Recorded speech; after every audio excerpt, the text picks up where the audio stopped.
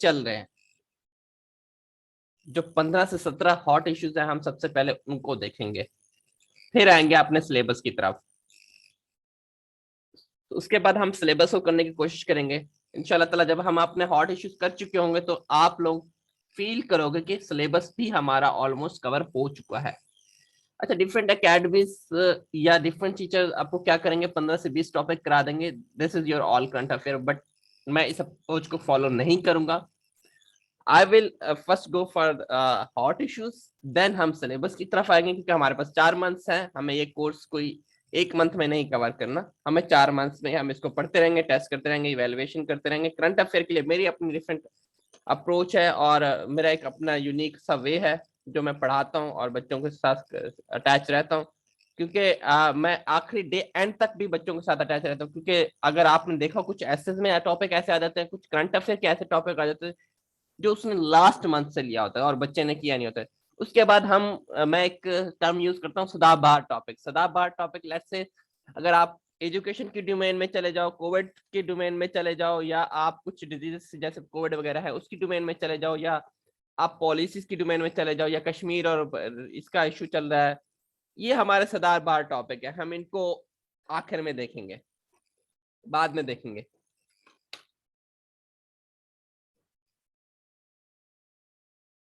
मेरी आवाज ठीक नहीं आ रही?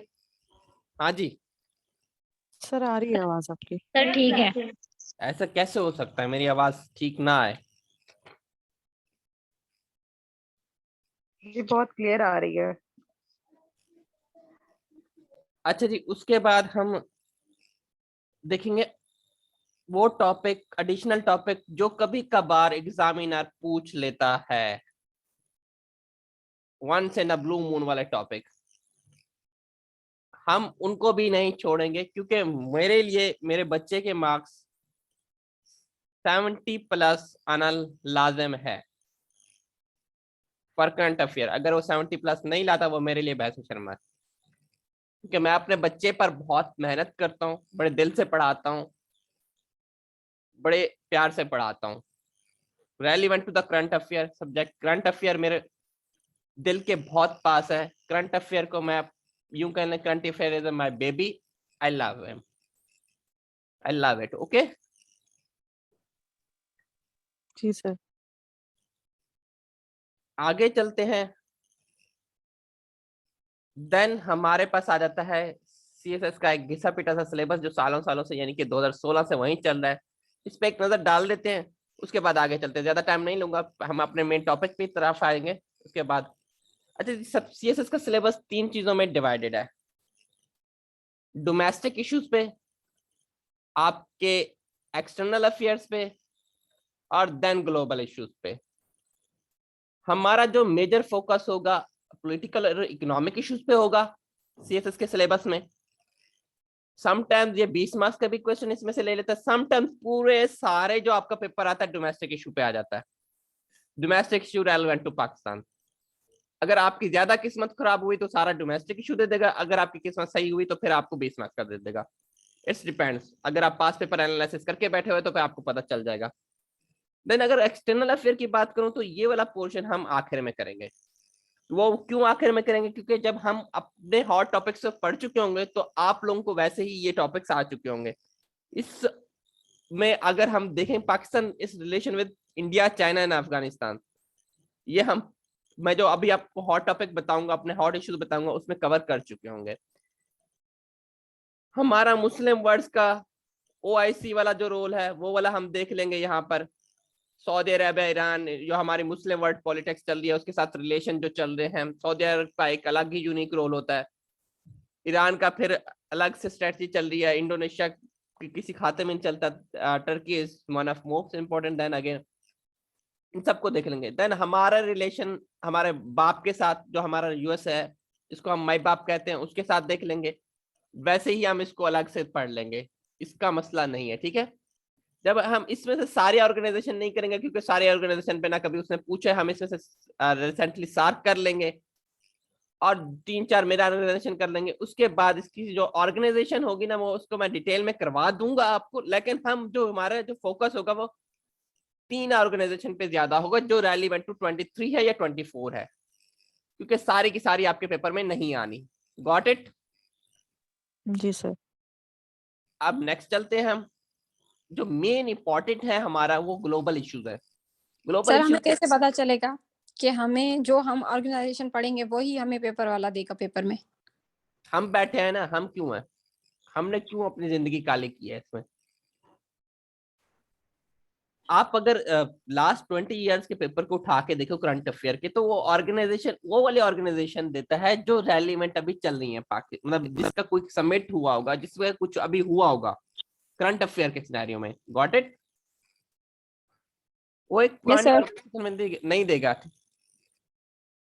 Then international security, international political economy, this are the important. Then हमारा आ जाता है environmental related, human rights protocols and these thing, जैसे COP27, COP26, SDGs हमारे, ये सारे हम इसको यहाँ पर देख लेंगे। काउंटर टेररिज्म और टेररिज्म अब ज्यादा नहीं पूछा जाता, पहले पूछा जाता था। अब सिर्फ अफगानिस्तान और पाकिस्तान के रेलिवेंट वो पूछ सकता है, अदरवाइज नहीं। ग्लोबल एनर्जी पॉलिटिक्स, अभी ये मैं समझाता हूँ। अभी अगर हमारा जब टॉपिक आएगा तो उसमें ये ग्लोबल एनर्जी पॉलिटिक्स को मैं देख भी लेता हूँ, पढ़ा भी देता हूँ कि है क्या। बेसिकली जो हमारी एनर्जी वॉर चल रही है, वो क्या वॉर चल रही है। अभी रिसेंटली रशिया का आपने एग्जांपल देखी हो, या यूएस में एनर्जी डेफिसिट हो गए, या इस सॉरी यूएस की बात की है मैंने, यूरोप में एनर्जी डेफिसिट जो चल रहे हैं, या इस वक्त हमारे पास हमारे अपने एनर्जी डेफिसिट चल रहे हैं, वो किस वजह से है, क्यों है, उसके क्या कॉजेज हैं, उस पे ये। देन न्यूक्लियर प्रोलिफरेशन और न्यूक्लियर सिक्योरिटी पहले पूछता था, अब कहीं एमसीक्यूज में पूछ लेता, या कहीं इक्का दुक्का चीजें पूछ लेते, not that relevant, not much important. Then nuclear politics in South Asia, पहले इंपॉर्टेंट था, अब इतना ज्यादा इंपॉर्टेंट नहीं रहा ये। ट्रेड एग्रीमेंट, ट्रेड चीजें, it can be important now for no concerns. Then हमारे पास जो दरियाओं की सियासत, सॉरी दरियाओं की बात है, समंदरों की सियासत है। समंदरों की सियासत को हम लाजिम पढ़ेंगे, हम सारे कंसेप्ट क्लियर करेंगे, क्योंकि इसमें से कोई ना कोई क्वेश्चन वो दे देता है, या कहीं ना कहीं अगर हमारी किस्मत खराब हो, कोई ना कोई एक पार्ट बना के दे देता है, कहीं ना कहीं पूछे जाए। और ये मुश्किल भी है, ये समझ नहीं आता जल्दी। डेफिनेटली हम इसको पढ़ेंगे, मैथ्स के थ्रू करेंगे, इंशाल्लाह ताला आसानी होगी। अल्लाह ताला ने हमें इस चीज को समझाने की, मैं समझाऊंगा, आप लोग इंशाल्लाह ताला समझ जाओगे, बड़े आसान वे में समझ आएंगे। देन इंशाल्लाह हम सर, थैंक एसडीडीज, ये मिलेनियम डेवलपमेंट पहले गोल होते थे, अब एसडीडीज गोल है, अब उसका करंट स्टेटस है, उसके बारे में पढ़ेंगे हम। ग्लोबलाइजेशन, डेफिनेटली हम ग्लोबलाइजेशन के कंसेप्ट को पढ़ेंगे, ग्लोबलाइजेशन का इस वक्त क्या इम्पैक्ट है, या क्या है क्या नहीं है। मिडल ईस्ट क्राइसिस को हम थोड़ा सा ओवरव्यू देंगे।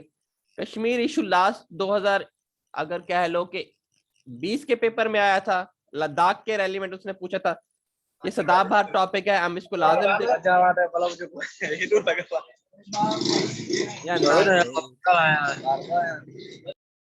ये इनका टाइम को तो, माइक ऑफ करवा दें।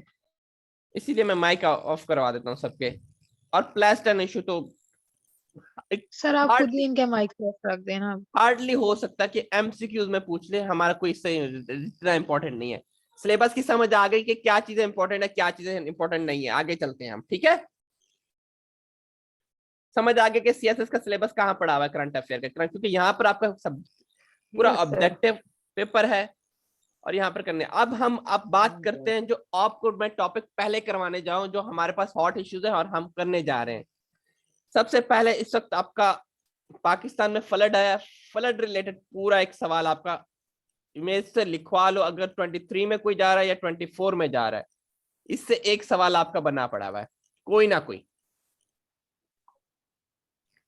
फ्लड की हम हर एक चीज को, फ्लड की हम हर एक एंगल को, पहलू को, फैक्ट्स एंड फिगर्स को, इम्पैक्ट्स को, कॉजेस को, कॉन्सिक्वेंसेस को पूरी डिटेल में देख लेंगे कि क्या है क्या नहीं है। इससे रेलिवेंट मटेरियल भी मैं आपसे शेयर करूंगा, रेलिवेंट असाइनमेंट्स भी दूंगा, ये हम करेंगे। देन पोस्ट फ्लड सिचुएशन क्या हुई है, ये हम पूरा देखेंगे।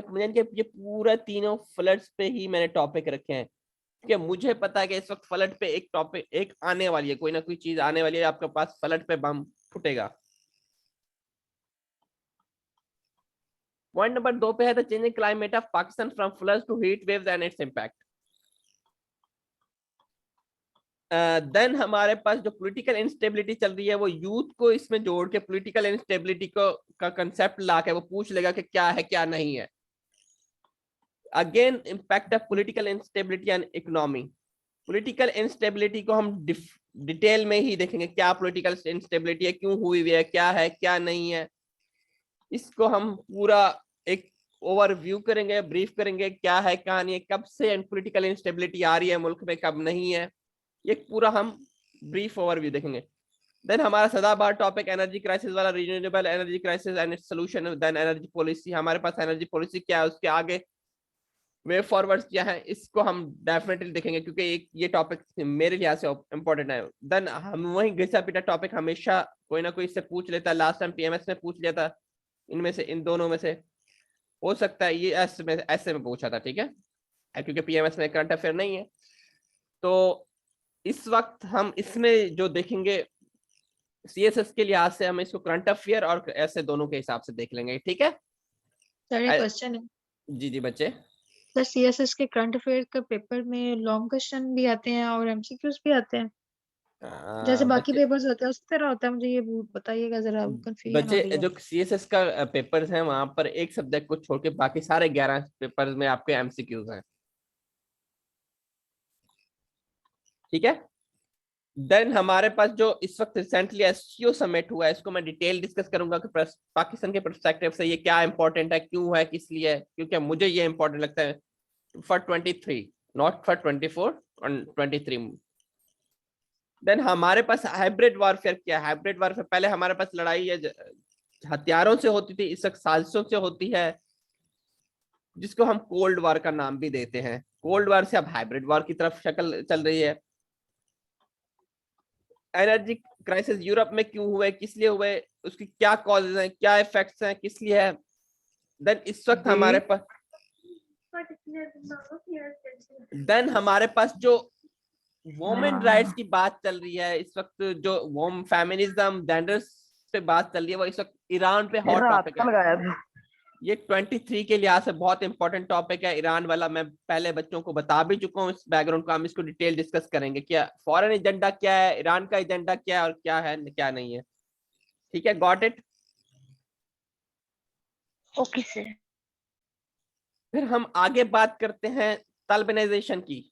जो हमारा अफगानिस्तान रुका हुआ है, अफगानिस्तान खड़ा हुआ है, उसमें जो इस वक्त तालिबानाइजेशन आई है उसका क्या रोल है, उसको क्या हर्डल्स है, उसकी क्या गवर्नेंस है, उसके क्या इकोनॉमिकल इम्पैक्ट है, और उसका तालिबानाइजेशन ने अफगानिस्तान पे जब कंट्रोल लिया तो पाकिस्तान पे क्या इम्पैक्ट हुआ है उसका। देन हमारे और हमारे माई बाप के रिलेशन आपस में किस हद तक चल रहे हैं, और क्या उसमें हमने कोई क्या मुसीबतें आ रही हैं जो हम यूएस से हट के अब रशिया की तरफ जा रहे हैं, और यूएस को बुरा भी लग रहा है, हम रशिया से सस्ता तेल लेने जा रहे हैं। इस वजह से उनकी आंखों में इमरान खान भी इस चुभा वजह था। से तो उन्होंने इमरान खान को उतार दिया।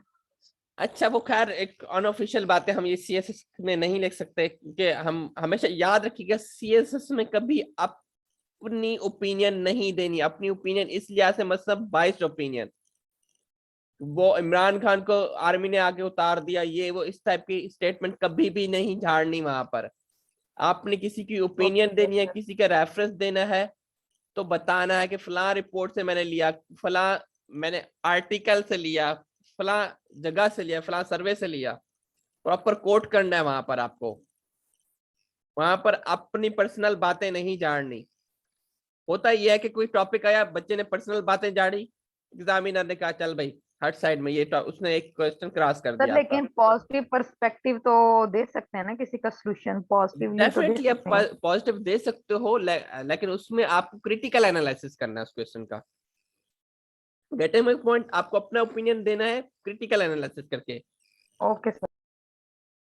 देन हमारे पास रशिया और यूक्रेन की वार जो अभी इस वक्त हॉट टॉपिक है। मुझे लगता है शायद कोई आ जाए इसमें से 23 में या 24 में भी आ सकता है, क्योंकि ये अभी तक मसला तो वही है। वेस्टर्न की क्या सपोर्ट है, इस ग्लोबल इकोनॉमी पे क्या इम्पैक्ट आया इसका, और इसके हुई कैसे, क्यों हुई, किस लिए हुई, हम देखेंगे। देन हमारे पास फैटेफ से हम अभी पाकिस्तान बाहर निकल आया, लेकिन हमारी जो कमिटमेंट्स है हम उसको पूरा रखेंगे तो फिर से ग्रे लिस्ट में नहीं जाएंगे। उसके चैलेंजेस हमारे पास क्या हैं, और उसको हम आया अचीव कर पाएंगे या नहीं कर पाएंगे। देन यूएस और चाइना आपस में ताइवान के साथ जो कहानियां कर रहे हैं वो हम देखेंगे।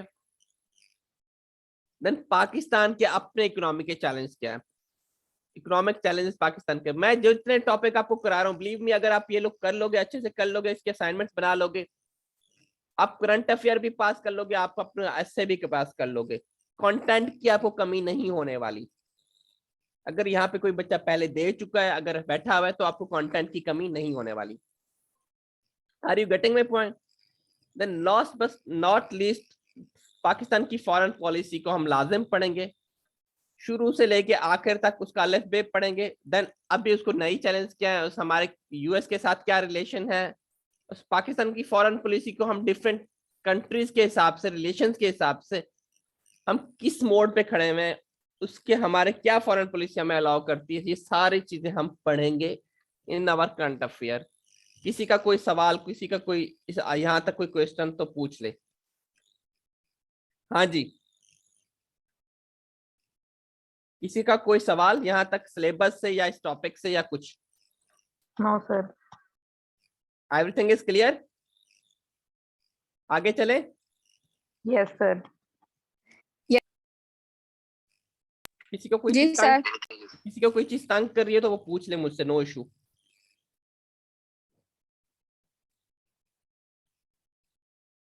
अच्छा जी, अब हम इस चीज को तैयार कैसे करेंगे? सर वो हमारे पास कंटेंट नहीं है, सर वो हमें तो कुछ आता ही नहीं है, आपने तो समझा दिया, अब हम कहाँ से लाएं, कहाँ से पढ़ें? जी हम जब अपने टॉपिक को डिस्कस कर रहे होंगे, नहीं बच्चे इसमें थीसिस स्टेटमेंट नहीं लिखनी, इसमें तो हम करंट अफेयर के सब उसके पेपर को डिस्कस करने जा रहे हैं ना, लॉन्ग क्वेश्चन को डिस्कस करने जा रहे हैं करंट अफेयर के। इसमें थीसिस स्टेटमेंट का कोई कंसेप्ट नहीं है। थीसिस स्टेटमेंट आप ऐसे में इंक्लूड करोगे, इंड्यूस करोगे। आपको ये जो टॉपिक है, आपको थीसिस क्या नाम है, ऐसे के लिए बेनिफिशियल होंगे। आपको इसको डिटेल में लिखना है, आपको वहां पे ऐसे के लिए तो टॉपिक तैयार करना है। आप करंट अफेयर के लिए जब तैयार करोगे ऐसे, क्या आपका टॉपिक ऑटोमेटिकली तैयार होगा। क्वालिटी कंटेंट आपको यहां से मिलेगा, मैं बताता हूँ। बच्चे आंख बंद के कर, ये टॉपिक आप आंख बंद करके कर लो, आई गारंटी इसमें से आपके 2 टॉपिक आराम से ऐसे के लिए आ जाएंगे और करंट अफेयर में आ जाएंगे। आपकी अगर किस्मत खराब नहीं है तो ये टॉपिक आराम से आएंगे। अगर आप 22 का पेपर, सॉरी 23 का पेपर उठा के देख लो करंट अफेयर का, तो इसमें से काफी सारे टॉपिक आएंगे। आप अभी स्क्रीनशॉट लेके देख लो।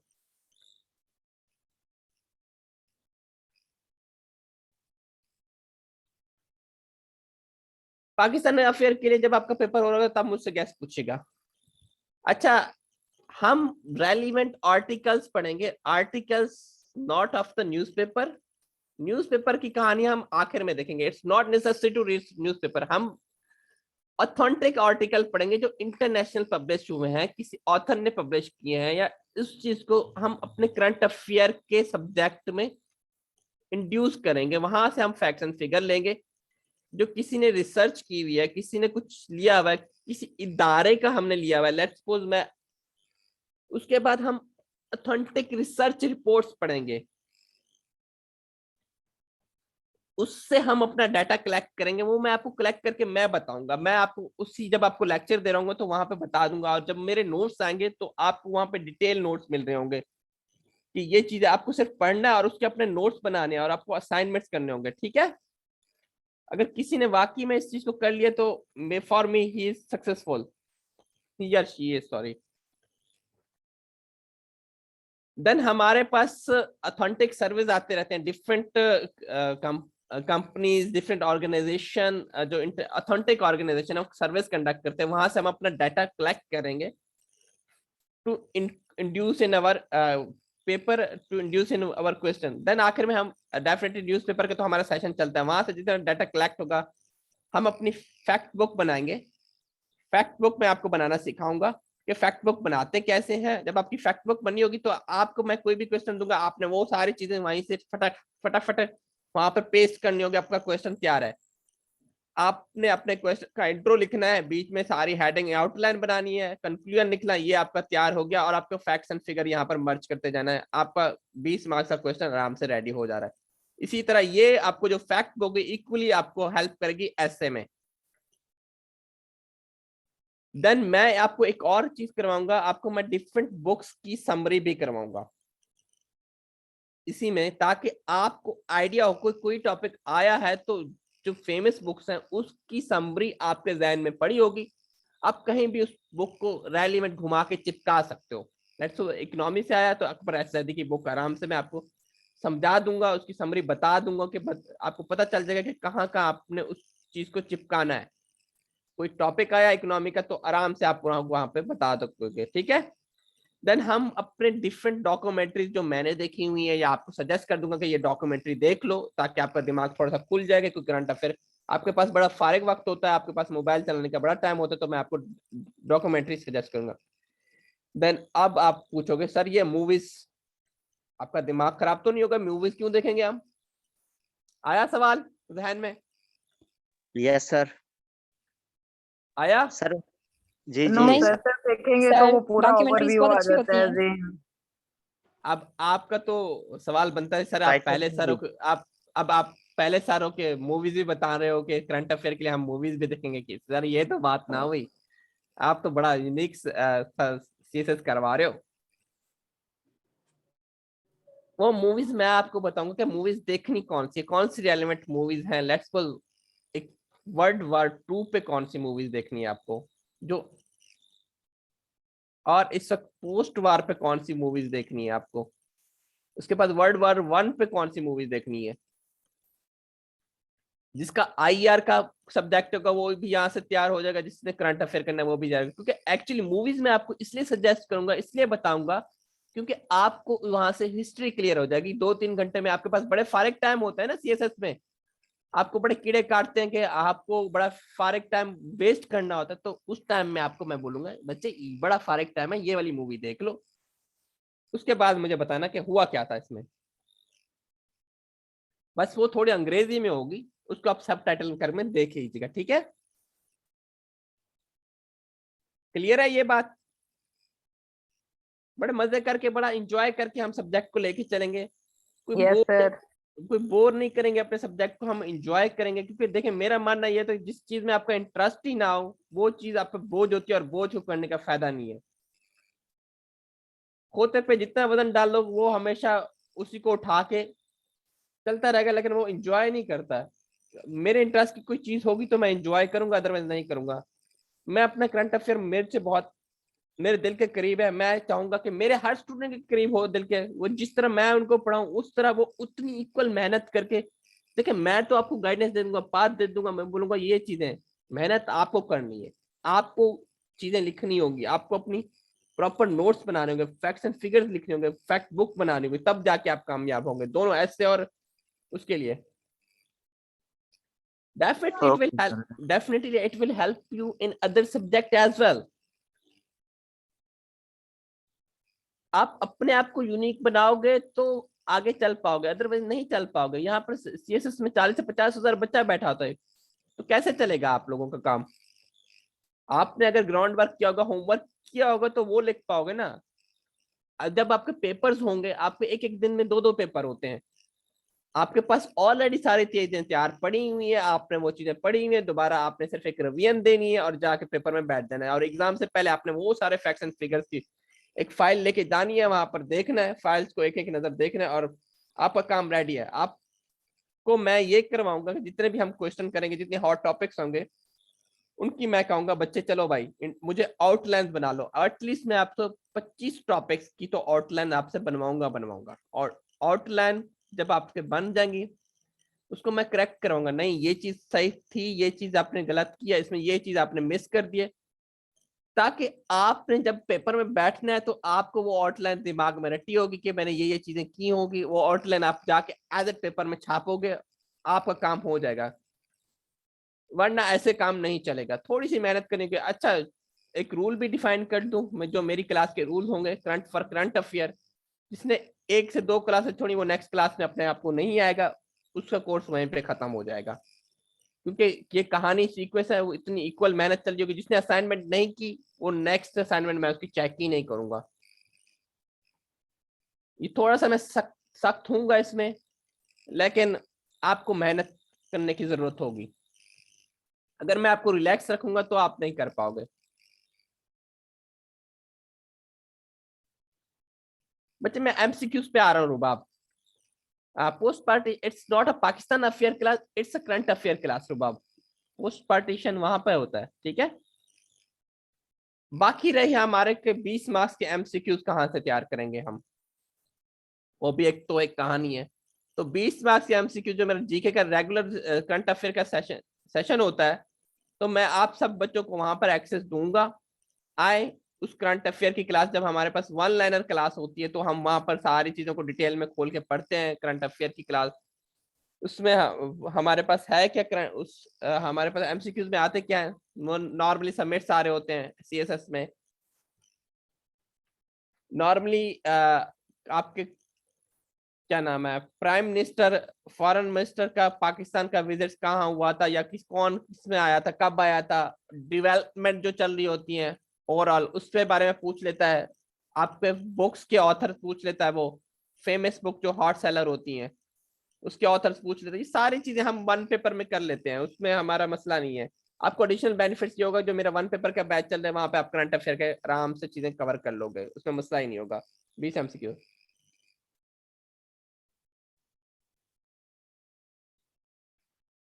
हरीश नो इशू, आपको रिकॉर्डिंग मिल जाएगी, आप उसको रिकॉर्डिंग से कवर कर सकते हो, बट इट डजंट मीन कि आप क्लासेस भी ना हो।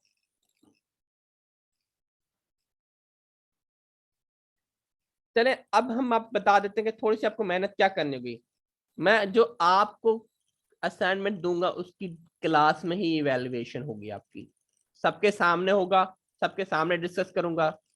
कोई ये नहीं कहेगा सर मेरी डिस्कस नहीं करें ये वो, ऐसा कुछ नहीं होगा। सबके सामने इवैल्यूएशन होगी, सबके सामने जो चीजें आपकी कमी पेश होगी। होता यह है कि जब आप सबके सामने इवैल्यूएट करेंगे ना चीजों को, तो आप में से कोई ऐसा बच्चा जिसने कोई चीज इंड्यूस नहीं की हो, कोई चीज इंक्लूड नहीं की हो पेपर में, उसको भी आइडिया हो जाएगा कि भाई हाँ फलां बच्चे ने ये चीज लिखी है, मैंने ये चीज नहीं लिखी, मैं भी अपने पेपर में इंक्लूड कर लूं। या फलां बच्चे ने कुछ ओवर लिखा होगा तो कम कर देगा अपने पेपर में।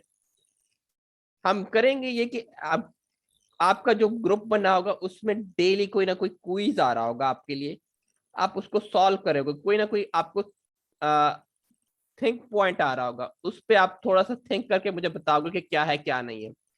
हफ्ते में 2 दफा आपकी असाइनमेंट होगी डिफरेंट टॉपिक्स पे। आपको टॉपिक्स मैं असाइन करूंगा, आप असाइनमेंट्स उस पर बना के आओगे और मुझसे इवेल्युएट कराओगे। जो बच्चा नहीं कराएगा उसके लिए उसी दिन उसका सफर खत्म हो जाएगा मेरे साथ।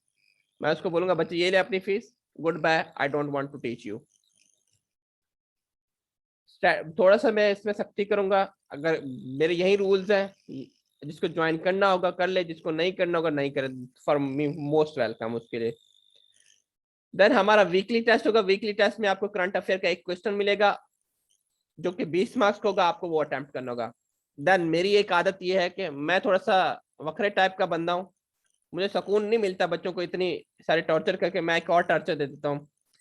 मैं सरप्राइज टेस्ट रखता हूँ, सरप्राइज सेशन रख देता हूँ बच्चे के साथ। हाँ जी क्या पढ़ा है, आ जाओ जरा बैठ के 2-4 गल्ला करिए। उस सरप्राइज टेस्ट में आपके लिए जो आप पढ़ चुके हो अभी तक उसी में से सारी चीजों की, उसी में से कोई टेस्ट आ जाएगा।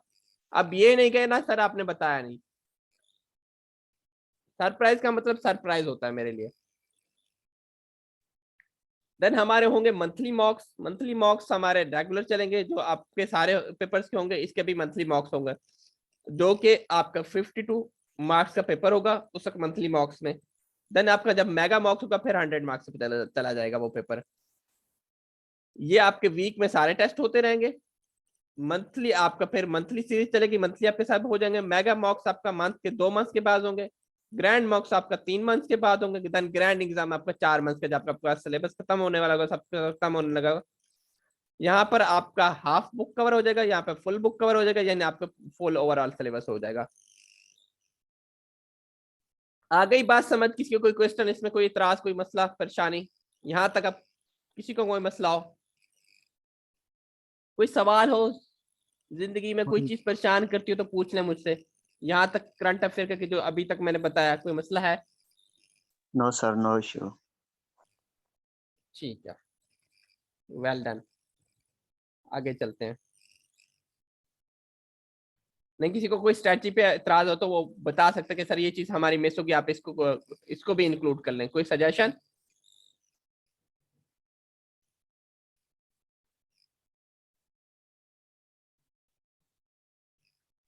बच्चे भूल No, जाए जब आप सीएसएस करने जा रहे हैं, कोई आपकी बीवी है, कोई आपका रिश्तेदार है, जब मैं अपने बच्चों को बोलता हूँ कि जब आप सीएसएस करने मेरे पास आए हो तो आप लोग एटलीस्ट ये बोल जाओ आपको कोई रिश्तेदार है, कोई आपकी शादी हो रही है, किसी की शादी हो रही है, किसी की मौत हो गई, किसी का कोई है, आपको 4 महीने पढ़ना है तो फिर पढ़ना है। कोई किसी आपको कोई नहीं है, आपने डेडिकेटेड टाइम आपका रखना है, आपका जो टाइम टेबल बना हुआ है, शेड्यूल बना हुआ है, आपने उसमें पढ़ाई ही करनी है।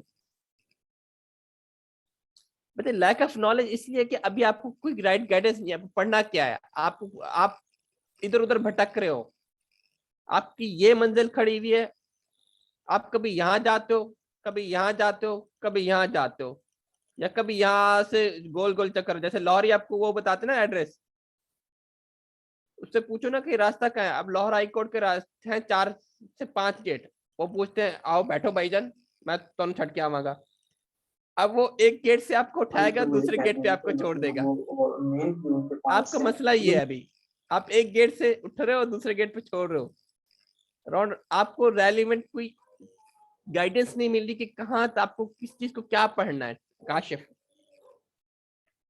चले आगे चलते हैं हम। अच्छा जी, रजिस्ट्रेशन कराने के लिए ये 2 नंबर आपको दिए हुए हैं, आपको एडमिशन फॉर्म फिल करना होगा, फीस पे करनी होगी, इंडिविजुअल सेशन भी ज्वाइन कर सकते हो, आप टोटल भी सेशन ज्वाइन कर सकते हो। आगे चलते हैं हम। आज जब हम अपना टॉपिक स्टार्ट करने लगे वो है पाकिस्तान फ्लड्स। पाकिस्तान में फ्लड की सिचुएशन क्या है, उसके फैक्ट्स एंड फिगर्स को हम डिफाइन करते हैं, उसका थोड़ा सा ओवरव्यू लेते हैं, थोड़ा से उसकी बातें करते हैं, फिर आगे हम चलेंगे। ठीक है, कर लें स्टार्ट अगर आपकी इजाजत हो तो। okay, sir. इजाजत है? Yes sir. नहीं सर, हम इजाजत कैसे लेंगे आपकी? अच्छा, अगर कोई बैच ज्वाइन करना चाहता है, टोटल बैच की फीस इस वक्त 20,000 है। 2 इंस्टॉलमेंट में आप फीस कर सकते हो। पर सब्जेक्ट की फीस कंपलसरी की 4,000 है और ऑप्शनल की 5,000 है। ठीक है, कोई भी ज्वाइन करना चाहता है मोस्ट वेलकम। इंडिविजुअल सेशन भी मेरा कोई भी ज्वाइन कर सकता है, मेरे इस वक्त 3 से 4 इंडिविजुअल सेशन चल रहे हैं मेरे अपने। और इसके अलावा आप किसी भी वन पेपर को, या आप चाहो तो किसी भी कंपलसरी ऑप्शन सब्जेक्ट को ऑप्ट कर सकते हो bye paying this fees. This is overall fees, not, ये भी ओवरऑल फीस है आपकी। ठीक है, विच इज वेरी लेस। कोई भी आपको इतनी ऑफर नहीं करेगा विद दीज फैसिलिटीज। आपके पास ये सारी फैसिलिटीज अवेलेबल हैं, इसमें सिर्फ एक चीज इंक्लूड नहीं है, वो है आपका एमसीक्यू सेशन। एमसीक्यू सेशन आपका फ्री है। ठीक है,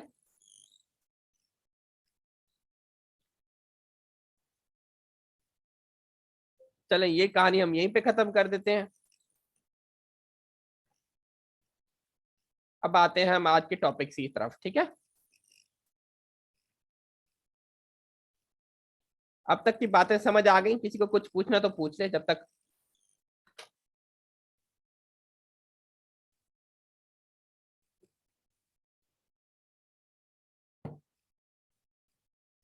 हम्म, या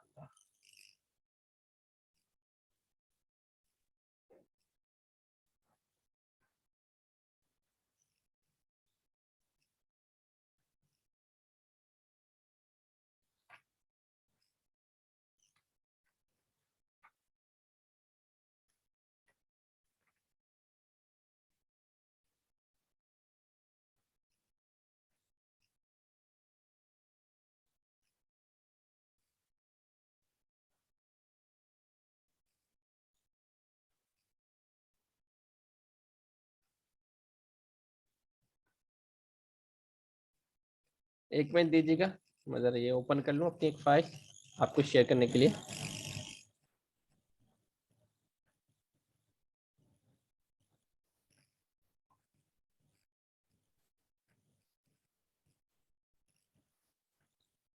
हम स्टार्ट करते हैं।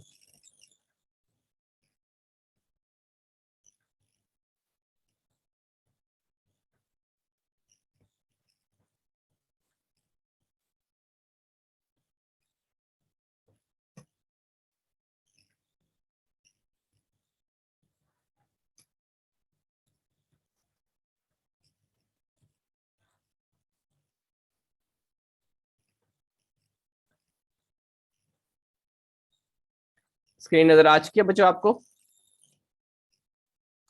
जी बच्चे, all compulsory and optional in 20,000. It's just for 5 days offer. उसके बाद फीस पे दोबारा रिवाइज हो जाएगी जब बच्चा ज्वाइन करेगा. और इस वक्त हमारे पास 13 to 14 स्लॉट्स अवेलेबल है. अगर कोई ज्वाइन करना चाहे तो कर ले, अदरवाइज वो भी फेल आउट हो जाएंगी. मेरे पास काफी बच्चों ने रिक्वेस्ट की हुई है, सर हमारे लिए रख लीजिएगा. जो फ्लड इफेक्टेड बच्चे हैं उनके लिए 15% डिस्काउंट है. जो फ्लड इफेक्टेड एरियाज वाले बच्चे हैं उनके लिए 15% डिस्काउंट है, अदरवाइज फीस नहीं है. ठीक है. और अगर कोई आज अभी भी करेगा इस चीज को अभी ओके करेगा तो उसके लिए भी 15% डिस्काउंट अवेलेबल हो जाएगी. 20%, 20,000 में से भी. ठीक है.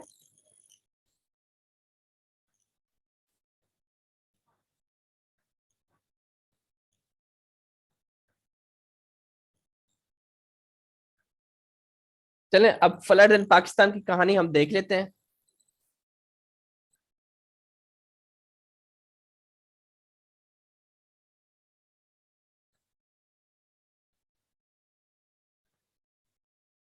उसके बाद हमें दूसरा सेशन भी स्टार्ट करना है अपना वोकैबुलरी वाला.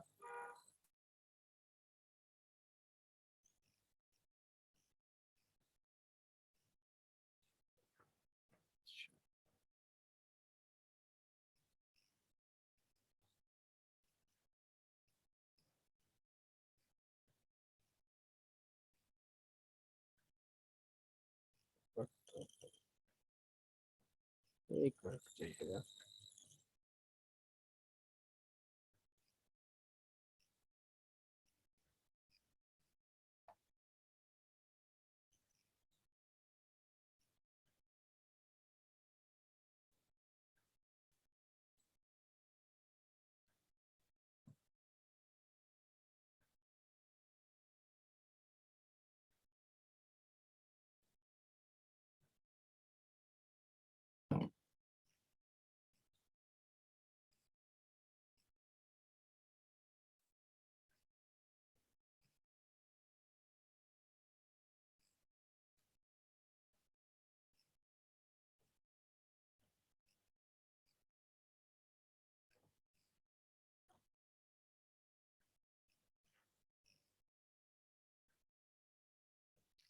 अच्छा जी, फ्लड कब है पाकिस्तान में, जरा सा मुझे ये बता दें. फ्लड से कब से स्टार्ट हुए पाकिस्तान में? मेरा एक मासूमाना सवाल है. तो बच्चा सर बता. 2010 अरे जून वो नहीं, मैं जब से अभी की बारिश बात होना कर रहा हूँ. शुरू हुई, 22 जून वाली की बात कर रहा हूँ. 2022 जब से बारिश होना शुरू हुई. सर आई थिंक पहला जो मेन फ्लड आया था वो 1973 में आया था, जुल्फकार अली भुट्टो साहब की हुकूमत में. वो हिस्ट्री हम पढ़ लेंगे कि कब आया, क्यों आया, किस लिए आया, वो तो हम बता देता हूँ मैं अभी थोड़ी देर में. लेकिन मैं अभी की बात कर रहा हूँ. अभी कौन सी डेट में आया था? इन जून 2010 में आया 22 था सर.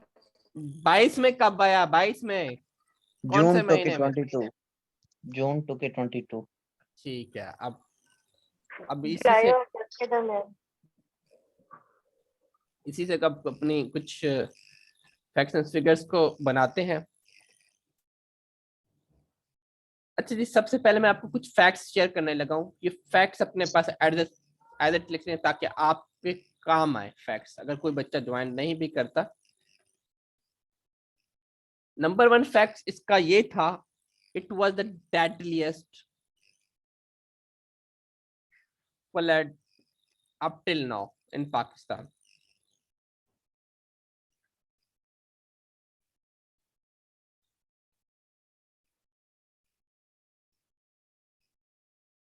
ला 2017 से अब तक. ठीक है. लास्ट ये साउथ एशिया का डेडलीस्ट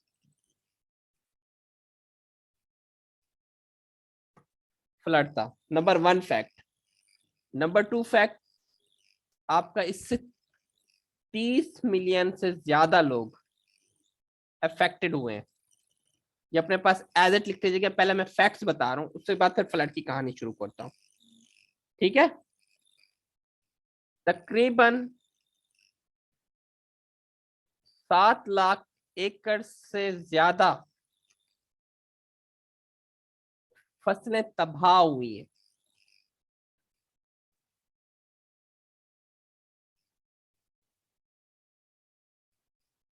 मेजॉरिटी मेजर एरिया कौन से जो हिट हुए थे फ्लड में?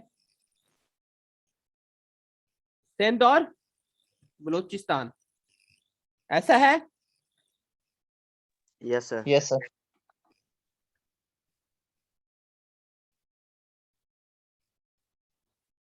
ये फैक्ट्स आपके पास आ गए। अब थोड़ा सा आगे चलते हैं।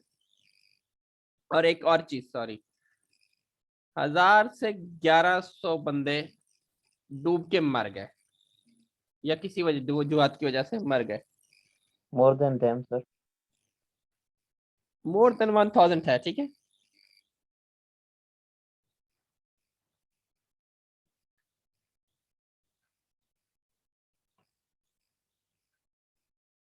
आगे चलते हैं हम। अब आते हैं, सबसे पहले हम इसके कॉजेस को डिफाइन करते हैं कि फैक्ट्स अपने पास आप लोगों ने लिख लिए। ये हुआ क्यों, क्या वजह बनी कि सैलाब आए? कोई बच्चा बता सकता है? कोई कॉजेस डिफाइन कर Climate सकता है? changes. Climate changes. ठीक, क्या हम पहला पॉइंट आप लोगों को आपका लिख लेते हैं, क्लाइमेट चेंजेस। ठीक है, गुड। चलें, जब शाबाश, ब्रेनस्टॉर्मिंग करें। सर जो ग्लेशियर्स मेल्ट होते हैं मेनली वो भी रीजन बनते हैं। ठीक है, mismanagement, global warming, global warming की वजह से हीट चेंज ग्लोबल ज्यादा हो वार्मिंग, उसकी वजह से। Heavy rainfall, Coal mining. Coal mining. Coal mining, चलें लिख देते हैं। और बताएं, किसने Pollution. ग्लेशियर पे बताया था? Lack of dams, pollution, lack of dams, sir deforestation भी एक मेन वजह है। डिफोरेस्टेशन, ठीक है।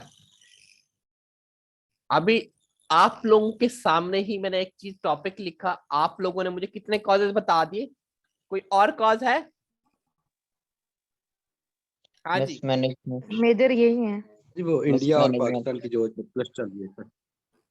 चलें इंडिया पाकिस्तान की कॉन्स्पिरेसी, चलें इंडिया पाकिस्तान की कॉन्स्पिरेसी, ठीक है। और कुछ है? और कुछ है किसी के पास? Some people say it's man-made rain. No it wasn't. Okay, चलें, ये इस टाइप की चीज नहीं लिखनी पेपर में। Alright, sir. अब आपने खुद ही बैठ के ब्रेनस्टॉर्मिंग की एक चीज की कि क्या क्या इसके कॉज हो सकते हैं। आपने की ना, मैंने तो नहीं किया अभी तक। Not yet. Got it?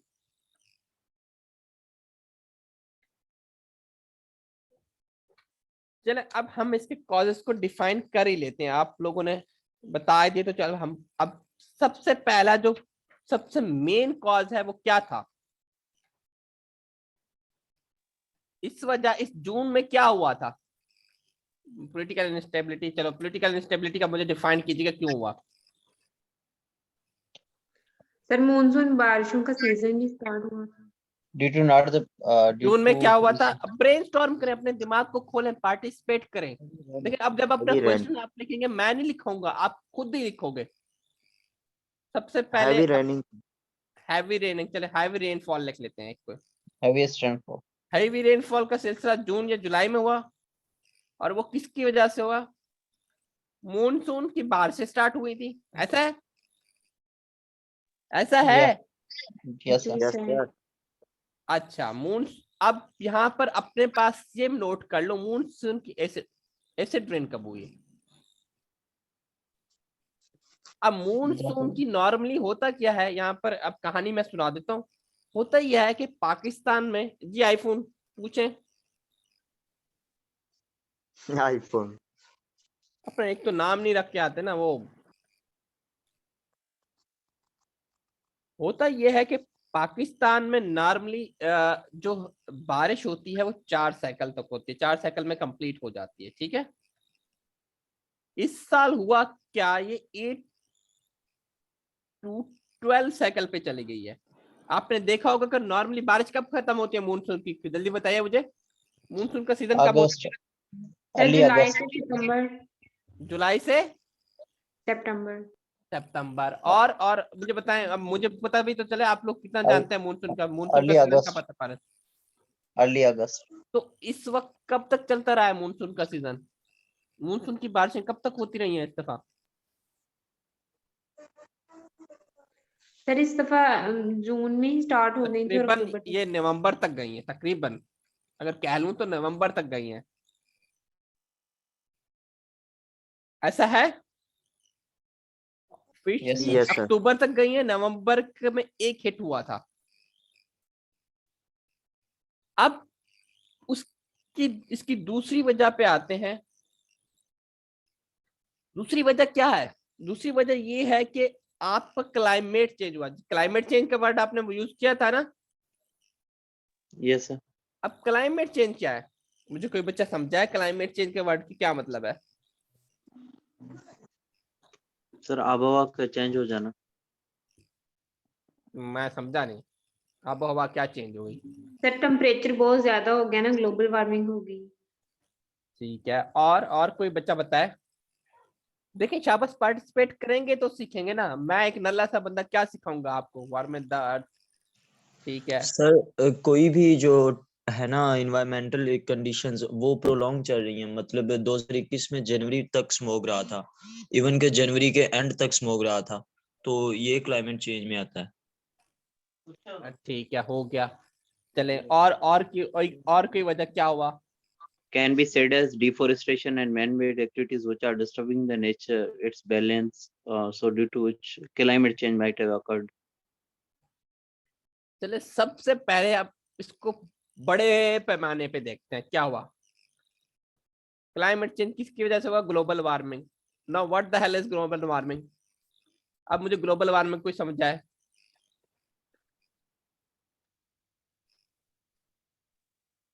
Pollution, deforestation, temperature का बढ़ जाना। गलत बातें नहीं करनी। टेम्परेचर का बढ़ जाना CO2 की कंसंट्रेशन के बढ़ने की वजह से। CO2। सर अगर हो गया क्लियर तो आगे चलते हैं, अदरवाइज मैं ग्लोबल वार्मिंग में कुछ बता देता हूँ। मुझे जी आइडिया बता दें, जी बताएं बच्चे। देखिए हम ऐसे ही सीखेंगे, डिस्कस एनवायरमेंटल करके कंडीशंस की वजह से ना जो डिप्लीशन ऑफ ओजोन लेयर है वो अच्छा काफी एक मुसावर, सिर्फ एक मिनट मुझे दे दे। अच्छा, ये जो हम फालतू की बातें मुंह से निकाल रहे हैं, मुंह से कर रहे हैं, अपने पास ये कंसेप्ट लिखते जाएं। ये मैं आपको जो प्रवोक करना ना बोलने पे, भी अपने पास अपने पॉइंट्स, बुलेट पॉइंट्स लिखते जाएं। इसी पॉइंट को आपने इनकॉर्पोरेट करना है। ये अभी आपके एक क्वेश्चन की आउटलाइन भी बनने लगी है। अगर कोई बच्चा पुराना है तो उसको शायद इस बात का आइडिया हो रहा है कि किस चीज की तरफ मैं लेके जा रहा हूँ। Getting my point? जी मुसावर। सर इन्वायरमेंटल इफेक्ट्स की वजह से जो ओजोन लेयर है ना उसकी डिप्लीशन काफी अरसा से अकर हो रही है। तो जो सूरज की वेवलेंथ वाली हायर वेवलेंथ वाली होती है ना वेव्स, वो यहाँ आकर ट्रैप तो हो जाती है लेकिन वापस नहीं जा पाती। तो इस हिसाब से जो टेम्परेचर में इंक्रीज आ रहा है ना दिन ब दिन, जैसे अब इजिप्ट में नई रिपोर्ट अभी लास्ट वीक या सेकंड लास्ट वीक में शाया हुई है, उसके मुताबिक तकरीबन 1.2 डिग्री सेल्सियस जो है वो सालाना टेम्परेचर बढ़ रहा है। तो इस हिसाब इसको ग्लोबल वार्मिंग कहते हैं। ठीक है, आपने मुझे फैक्ट्स एंड फिगर बता दिए। ये होती क्यों है ग्लोबल वार्मिंग, किस वजह से हुई है?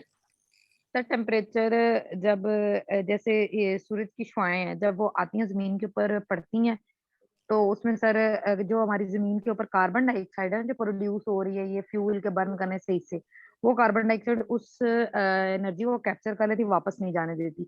उस वजह से टेम्परेचर जो इंक्रीज, ठीक उसी है, को हम ग्लोबल वार्मिंग कहते हैं। आप सब ने जो बातें की है, it's very good, it's well and good. ठीक है,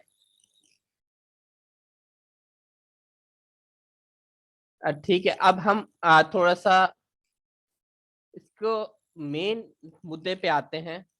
जो मेन मुद्दा हमारा है, मेन मुद्दा ये था कि हमारे पास बारिशें ज्यादा हुई, वो इस वजह से ज्यादा हुई, ग्लोबल वार्मिंग की वजह से। क्या हुआ?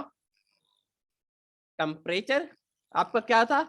अभी आपने सब बातें की, बड़ा बोल लो मुंह से। यस सर, बड़ा सर। जी सर। टेम्परेचर हाई हुआ, और टेम्परेचर हाई होने से क्या हुआ? हीट। सर ग्लेशियर्स मेल्ट हुए। जैसे क्या हुआ? आपका जो पानी था एवोपरेशन की तरफ गया। Yes sir. एवोपरेशन का क्या मतलब है? जरा बारिश का अमल कैसे होता है मुझे कोई समझाएगा? मैं साइंस का बंदा नहीं हूँ। Sir Yes, sir. Evaporation sir जब टेम्परेचर इंक्रीज होता है हमारे ये जितने भी वाटर रिसोर्सेज हैं जैसे रिवर वगैरह इनके ऊपर पड़ता है, पानी गर्म होता है तो वेपर्स की फॉर्म में वो ऊपर चला जाता है, फिर तो वही उसकी वाटर सूरत जो में है वो क्या है? कंडेंस होता है। हाँ जी हाँ सर। जी जी जी, सही है, आगे चले, सही कह रही हैं। वाटर वेपराइज होकर ऊपर चला जाता है, जब ऊपर जाता है तो ऊपर आ जाके कंडेंस होता है, कंडेंस होता है तो उससे क्लाउड बनते हैं, वही क्लाउड जब लो एरिया वाले जगह पे जाते हैं तो फिर सर बारिश के फॉर्म में पानी दोबारा नीचे आ जाता है, और इसी तरह से वाटर साइकिल जो है वो रिपीट होता रहता है, यानी पहले ठीक पानी है, गया ऊपर और फिर मतलब ऊपर से नीचे जब ज्यादा एवापोरेट होता है तो ज्यादा बारिश आता है, जब ज्यादा बारिश आता है तो ज्यादा पानी आता है। यस सर, और इस तरह ज्यादा वाटर साइकिल चलता है बहुत बार। तो उस वजह से ये एक मैंने कड़ी कहाँ से जोड़ी, एवापोरेशन से, कि आपकी बेसिक रीजन कहाँ से हुई, आपका टेम्परेचर ज्यादा बढ़ा और टेम्परेचर बढ़ने की वजह से एवापोरेशन हुई, एवापोरेशन की वजह से बारिशों का सिलसिला ज्यादा हो गया, और जिसकी वजह से हम 8 से 12 साइकिल की तरफ चले गए इस वक्त। ठीक है, हाँ जी, मुझे भी बिलावल की थ्योरी को आप इम्प्लीमेंट अभी नहीं करना। देन हमारे पास ये बताएं कि इसी ग्लोबल वार्मिंग को थोड़ा सा आगे लेके चलते हैं। ग्लोबल वार्मिंग का एक और अदर इशू ये है कि ग्लोबल वार्मिंग हमारे पास हुई क्यों है। हम CO2 ज्यादा हो रहे हैं। CO2 क्यों हो रहे हैं? सर हम हमारे पास फ्यूल बर्न डिफोरेस्टेशन हो रहे हैं ना, फैक्ट्रीज हैं वेट उसमें नहीं, जो ऊपर। वजह है हम सर, साइंटिफिक रिसर्च के डिफोरेस्ट मुताबिक जो मेन वजह है वो एग्जॉस्ट इंडस्ट्रियलाइजेशन सिस्टम नहीं है सर गाड़ियों में, बाकी जो अच्छा, भी देखिए, मैं इस अगर एंजॉय कर रहे हो ना टॉपिक को, मैं इस चीज को बेसिक से लेके इसलिए चल रहा हूँ कि क्योंकि सारे आपके कंसेप्ट क्लियर हो जाए, आपकी सारी टर्मिनोलॉजी आपको पता हो, आपको किसी भी क्वेश्चन को किसी तरह पे मोल्ड करके लिखना आना चाहिए। Getting my point? हम ऊपर ऊपर से बातें करके मैं आपको एक गाढ़ा सा टॉपिक बना के अब पढ़ा के चला जाऊंगा, उसमें मुझे मसला नहीं है। मैं आपको बेसिक से लेके चलता हूँ एडवांस तक।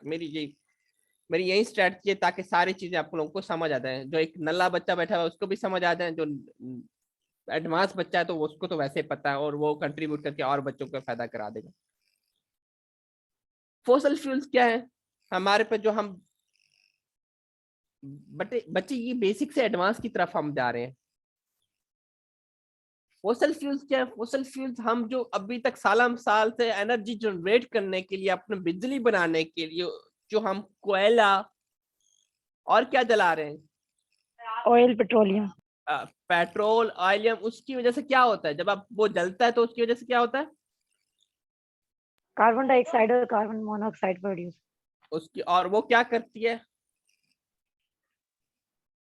वो क्या पोल्यूट करती है? करती है सर। पोल्यूट तो करती है। उसकी उजाड़ वजह में से जाती है। इमिशन किस चीज की है? सर वो ओजोन को डिस्टर्ब करता है। डिप्लीट कब होगी उस दिन?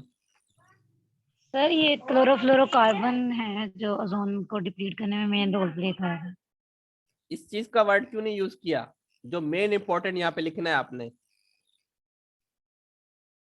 ग्रीन हाउस गैसेस एमिशन, ये वर्ड किसी ने नहीं यूज किया, मेरे कान में नहीं पड़ा। सही है, मैंने बोला था लेकिन मेरा माइक म्यूट था। अच्छा, ग्रीन हाउस गैसेस एमिशन जब हुई फॉसिल फ्यूल्स की वजह से, या इंडस्ट्रियलाइजेशन की वजह से, या पोल्यूशन की वजह से, तो उसने आपको किस चीज को हिट किया? Ozone layer. ओजोन को हिट किया, ओजोन लेयर को हिट किया। उस जब ओजोन लेयर आपकी हिट हुई, ओजोन को नुकसान पहुंचा, तो फिर क्या होता है? डैमेज होता है सर, हीट बढ़ सर वो ओजोन की थिकनेस सर कम जो हो गई। सनलाइट है वो डायरेक्ट आती है सर, उससे वो सनलाइट जो डायरेक्ट rays आती है और अटैक उसकी वजह करती से है। तेजी से हमारी तरफ आती। टेम्परेचर में क्या होता है? Increase in temperature. Is it right? Yes sir. Yes sir. एक ये कहानी समझोगी। और दूसरा इसका ड्रॉबैक ये है कि अभी तक हम अल्टरनेटिव या हम रिन्यूएबल एनर्जी सोर्सेज की तरफ गए नहीं है पाकिस्तान, जिसकी वजह से हम ये सारे इश्यूज को दो चार कर रहे हैं, जिसको सामना करना पड़ रहा है। ठीक है, is it clear? Yes sir. जी सर सर। जीएच का बताइएगा। Greenhouse gases emission, greenhouse gases क्या है? जी सर। 23 में कौन दे रहा है? 23 की आज वो भी आ गया, डेट शीट भी आ गया, मजे करो। जी सर। देन हमारे पास एक आपने किसी बच्चे ने यहीं पे, मैंने आपके ही पॉइंट से सारे पॉइंट बना रहा हूँ, ठीक है। कॉजेस क्या थे? Melting of glacier. सही है, स्क्रीन जरा ऊपर कर दें। मैं करता हूँ वो इशू। अब एक बच्चे ने कहा था मेल्टिंग ऑफ ग्लेशियर, उससे क्या होता है? उससे क्या होता है जब ग्लेशियर? सर उससे तो पानी, सर वो ग्लेशियर पिघलते हैं और सर सैलाब फिर आते हैं, वो पानी ज्यादा हो जाता है। जब ग्लेशियर इस स्पीड से, इतनी क्वांटिटी से पिघलना शुरू हो जाए, इतनी रैपिड पिघलना शुरू हो जाए, उसका लेवल ऑफ वाटर वो इंक्रीज करना शुरू हो जाए, तो वो क्या सिचुएशन होगी? फ्लड की सिचुएशन होगी।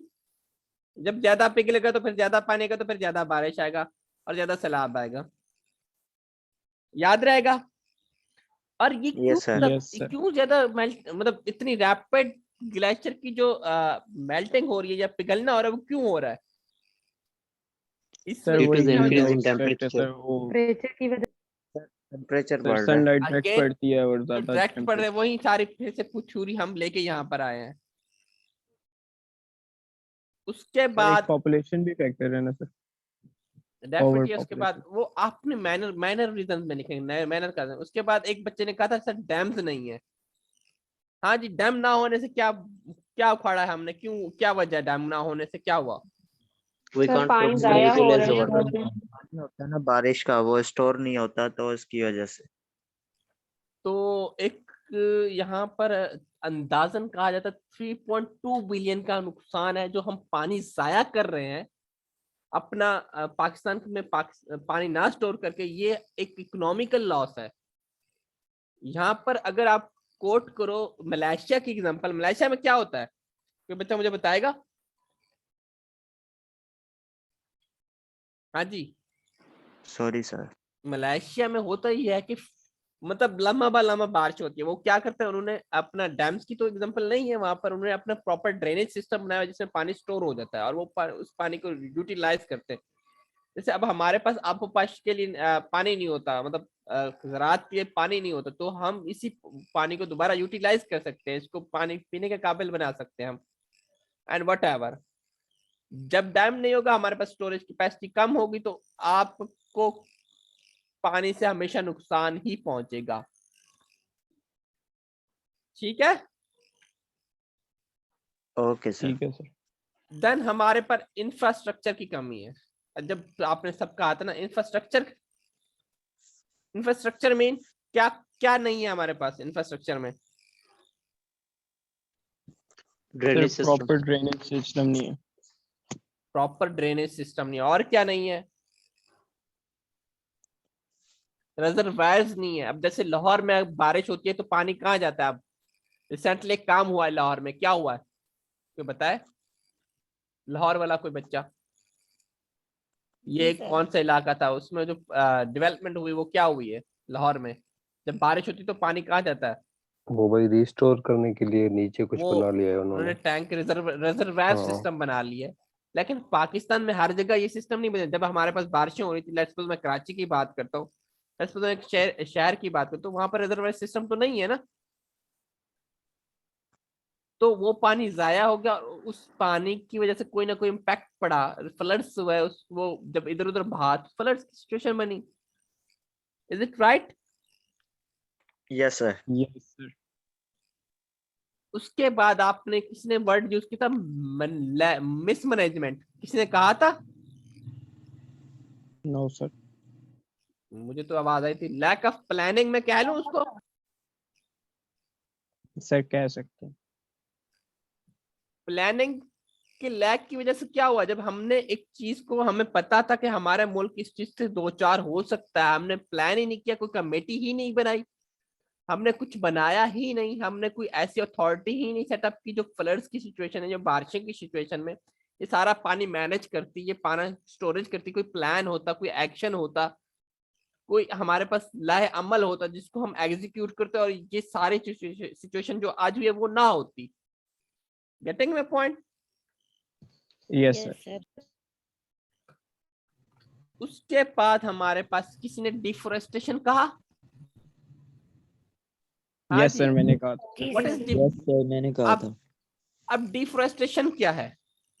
सर ये जो दरख्तों की कटाई करी जा रही उससे क्या होता है? मैं दरख्त काट देता हूँ तो कोई मसला है? सर उससे कार्बन डाइऑक्साइड ज्यादा हो जाती है जो कि sir green house gas sir है और वो ज्यादा ट्रैप करती है। दरख्त क्या करते हैं? अगर मेरे माहौल में दरख्त का बेसिकली अमल क्या है हमारे माहौल में? They photosynthesis inhale the sir वो carbon एब्जॉर्ब dioxide. करते हैं, कार्बन डाइऑक्साइड को एब्जॉर्ब सर कर वो लेते हैं ना, कार्बन तो जब डाइऑक्साइड ऑब्जर्व करते हैं, ऑक्सीजन को वो ऑक्सीजन रिलीज emit करते हैं करते जो हैं, कि रिलीज हमारे करते माहौल के लिए। हैं। यस अब इसी की मैं एग्जांपल दूं, आपका सबसे बड़ा मोस्ट पोल्यूटेड सिटी कौन सा है? सर लाहौर। अल्हम्दुलिल्लाह कराची। लाहौर है सर, नहीं, लाहौर है। कराची लाहौर है। नहीं है। लाहौर है पहले नंबर लाहौर पे, दूसरे पर थर्ड कराची। नंबर पे कराची है, थर्ड पे।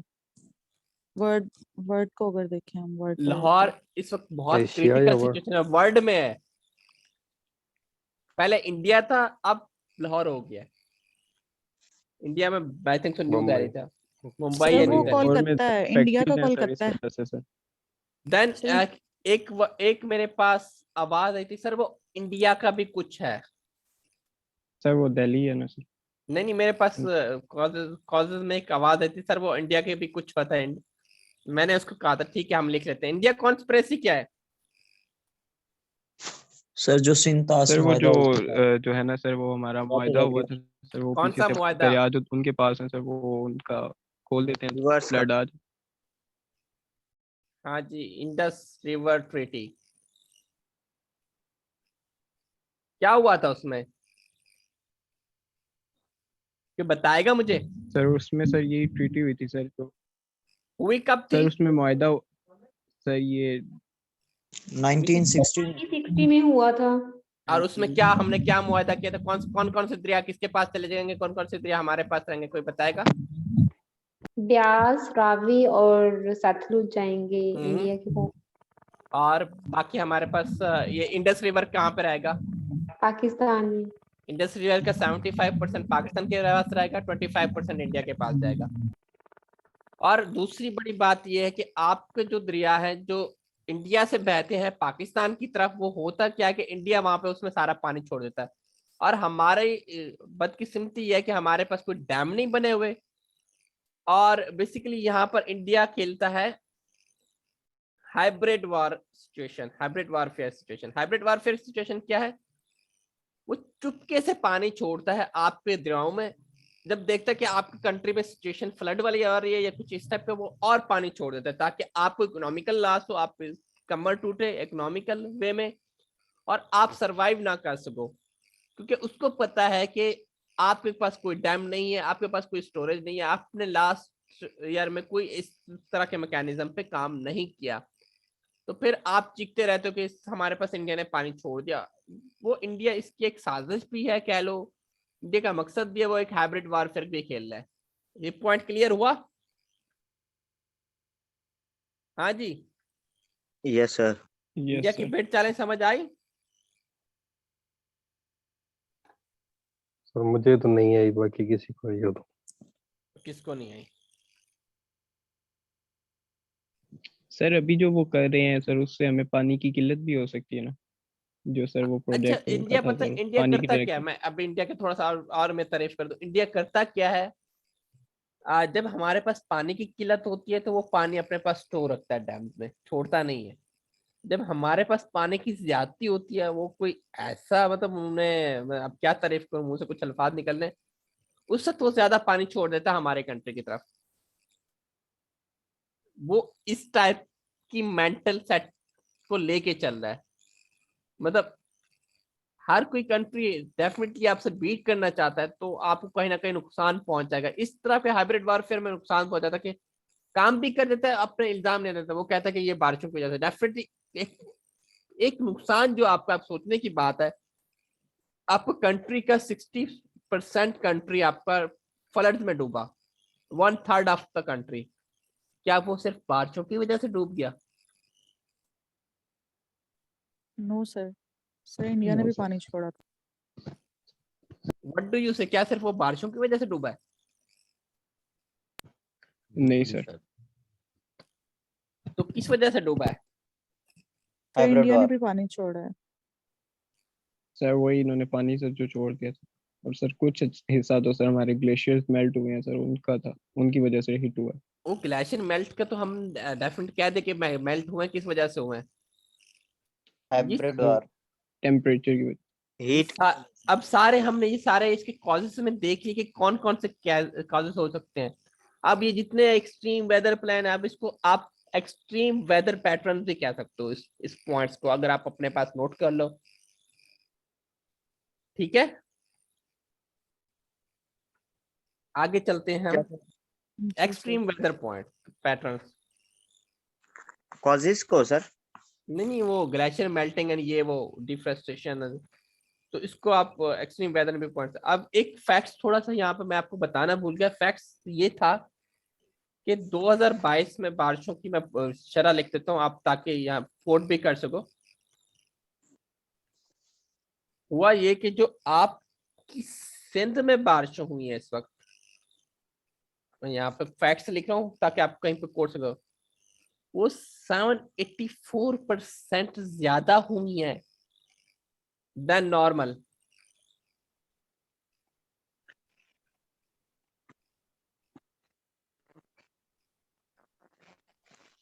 देन अगर मैं बलूचिस्तान की बात करूं, ये जो दो इस ही से आपके डूबे हैं ना, ये सबसे ज्यादा जो डूबे हैं आपके, यहाँ पर 500% ज्यादा रेन हुई है इस ईयर।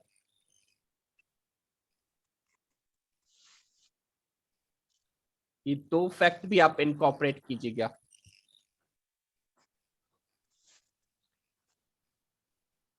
और जो आपका साउदर्न पाकिस्तान था, वो बेचारा जद में आया है।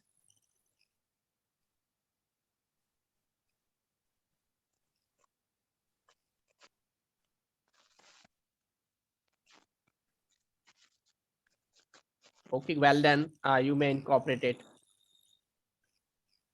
ये आप जब कंप्लीट डिटेल लिखोगे तो अभी मैं आपको असाइनमेंट दूंगा, तो उसमें आप इनकॉर्पोरेट कीजिएगा। साउदर्न पाकिस्तान में मोस्टली आपकी जो back to back heat wave आई है,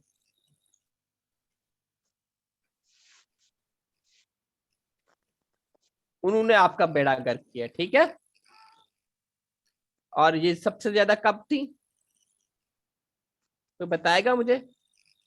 जुलाई में, जुलाई जून, मई जून में, जुलाई। मई जून में सबसे ज्यादा थी साउदर्न पाकिस्तान में। ठीक है, ये उन्होंने बेड़ा गर्क किया।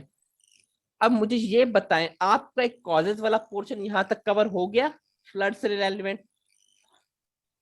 हुआ कि नहीं हुआ? यस हो गया सर। Yes sir. आगे चले हम। तो एक पॉइंट रिपीट कर दे, वो मिस हो गया। मतलब ये इन 2022 में सर सिंध बलूचिस्तान, इनमें क्या क्या इंक्रीज हुआ है? मतलब बारिशों किस की चीज को शरह जो compare- हुई है वो उससे ज्यादा हुई है नॉर्मल से, मतलब जो नॉर्मल होती थी उसकी परसेंटेज मैंने यहाँ पर कोट की है आपको। ठीक है, okay sir, thank you sir. आगे नहीं बच्चे, ये टॉपिक कंप्लीट होगा फिर ब्रेक होगी, मैंने भी खाना नहीं खाया। ठीक है, अब कुछ इम्पैक्ट देख back to back, back to back मतलब कंटिन्यूअसली। हीट वेव पर। अब इम्पैक्ट्स पे देख ले, ये मैं आपको पूरा एक क्वेश्चन सॉल्व करके दिखा रहा हूँ।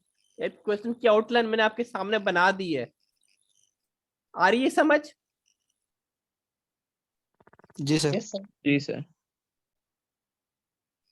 बच्चे मैंने लिख दिया था 33 मिलियन वाला, पहले फैक्ट लिख दिया था। पहले फैक्ट्स मैंने आपको बताया था कुछ। ठीक है, ये वाला फैक्ट लिखा हुआ है जो आप इनकॉर्पोरेट करोगे अपने में। अब इम्पैक्ट्स क्या हुए इसके, मुझे कोई बच्चा माड़े मोटे वर्ड में बता दे कि हाँ सर जी फ्लड आया तो फ्लड में क्या क्या इम्पैक्ट हुए होंगे, अपने वर्ड में जल्दी जल्दी से बताएं, हम लिखेंगे यहाँ पे। सर सबसे पहले तो इन्फ्लेशन, पॉवर्टी, डिजीज, इन्फ्लेशन। एक minute sir, poverty, disease, inflation, crime, हम यहाँ पे लिखेंगे inflation health issues, crime, then diseases and health issues. Same है, चलो हेल्थ इश्यूज उसको मेजर सेक्टर में डाल देते हैं। इंफ्रास्ट्रक्चर जो है वो कंप्लीटली डिस्ट्रॉय हो जाता है। इंफ्रा हमारा खत्म हुआ, इंफ्रा को नुकसान पहुंचा। और क्राइम, चले क्राइम बढ़ गया। उसके अलावा सर जो अभी करंटली आया इसमें सोशल से जो सेक्टर है टूरिज्म का, उसको बहुत नुकसान हुआ है। टूरिज्म को नुकसान हुआ है। ठीक है, और लिटरेसी रेट और भी कम हो गया सर। इकोनॉमी को नुकसान पहुंचा, माइग्रेशन हुई, राशिद ने कहा, एजुकेशन एजुकेशन इम्पैक्ट हुई, और सर क्रॉपिंग जो कम हो गई सर। क्रॉप्स को नुकसान पहुंचा, चले लिख देते हैं। स्ट्रीट क्राइम, हमने जमीन क्राइम को लिख दिया, और जमीन को नुकसान पहुंचा जमीन और को जानदार चले लाइफ सर स्टॉक लिख देते हैं, यहाँ पे लाइफ स्टॉक को नुकसान पहुंचा।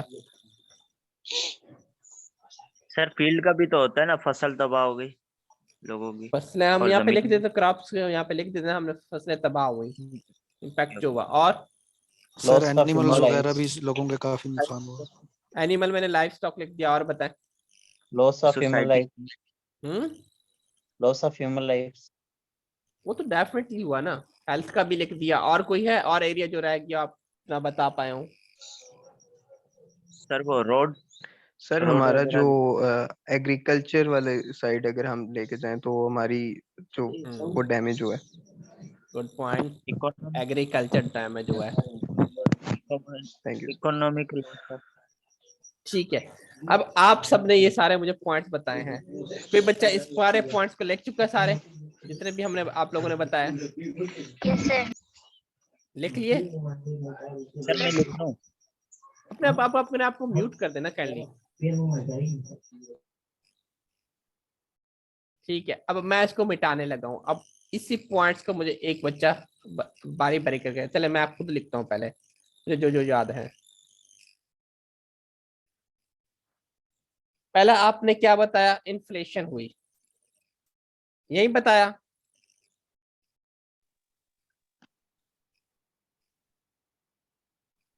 हाँ यस जी, सर। इन्फ्लेशन क्यों हुई? अब मुझे ये भी जवाब दे दें, इन्फ्लेशन फ्लड की वजह से क्यों हुई है? Due to the shortage of crops और तो शॉर्टेज की वजह से वही चीजें कम हो गई और डिमांड ज्यादा हो गई, तो सर उससे इन्फ्लेशन हो गई। ठीक है, जब क्रॉप्स ग्रो ही नहीं हो सकी तो फिर वो उनकी क्वांटिटी भी कम हो गई क्योंकि सबसे पहले तो सर जो डिमांड हमारा ज्यादा। वो एक स्टोरेज एक करके स्टोर बताएं। हुआ हुआ था वो जाया हुआ। क्या ज़ाया? फूड जो स्टोर हुआ हुआ था सर, मतलब कि वो जो मतलब जो स्टोर हुआ हुआ था सर फूड, एक तो वो जाया हुआ घरों में अनाज। जो था वो शॉप्स, अनाज सर, और जो शॉप्स पे था वो भी जाहिर सी बात है वो भी डैमेज हुआ, तो रहा ही नहीं, तो इस वजह से शॉर्टेज हुई। सर मेरे ख्याल में मेनली जो है वो है जो ट्रांसपोर्टेशन का सेक्टर था ना, मतलब चीजें ले जाने के लिए सड़कें टूट गई, उससे लोगों तक वो अनाज पहुंचा ही नहीं है, इसलिए उनको वो चीजें जो है वो महंगे दामों बेचनी पड़ी हैं। अच्छा, इन्फ्लेशन पे बात करते हैं। इन्फ्लेशन, सबसे पहले तो वर्ड इन्फ्लेशन महंगाई है। इन्फ्लेशन बढ़ा इसलिए क्योंकि अगर आप सिंध की बात करें, मेजोरिटी चीजें आपकी जो सब्जियां हो गई, इस टाइप के आइटम हो गए, या लाइफ स्टॉक था, वो सिंध से आ रहा था। इज इट एग्री इस या बात? यस तो सर। उसमें हुआ एग्री ये सर। कि आपका जो इन्फ्लेशन, आपको वहां से वो सप्लाई बंद हो गई। जब सप्लाई बंद हो गई, अब यहाँ पर एक कंसेप्ट है आपका डिमांड एंड सप्लाई का।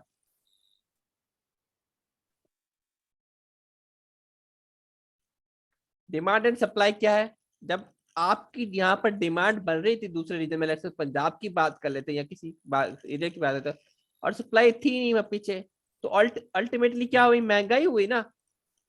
यस ये अपने थिंग्स पास आर गोइंग सपोर्ट ब्लैक। करेंगे।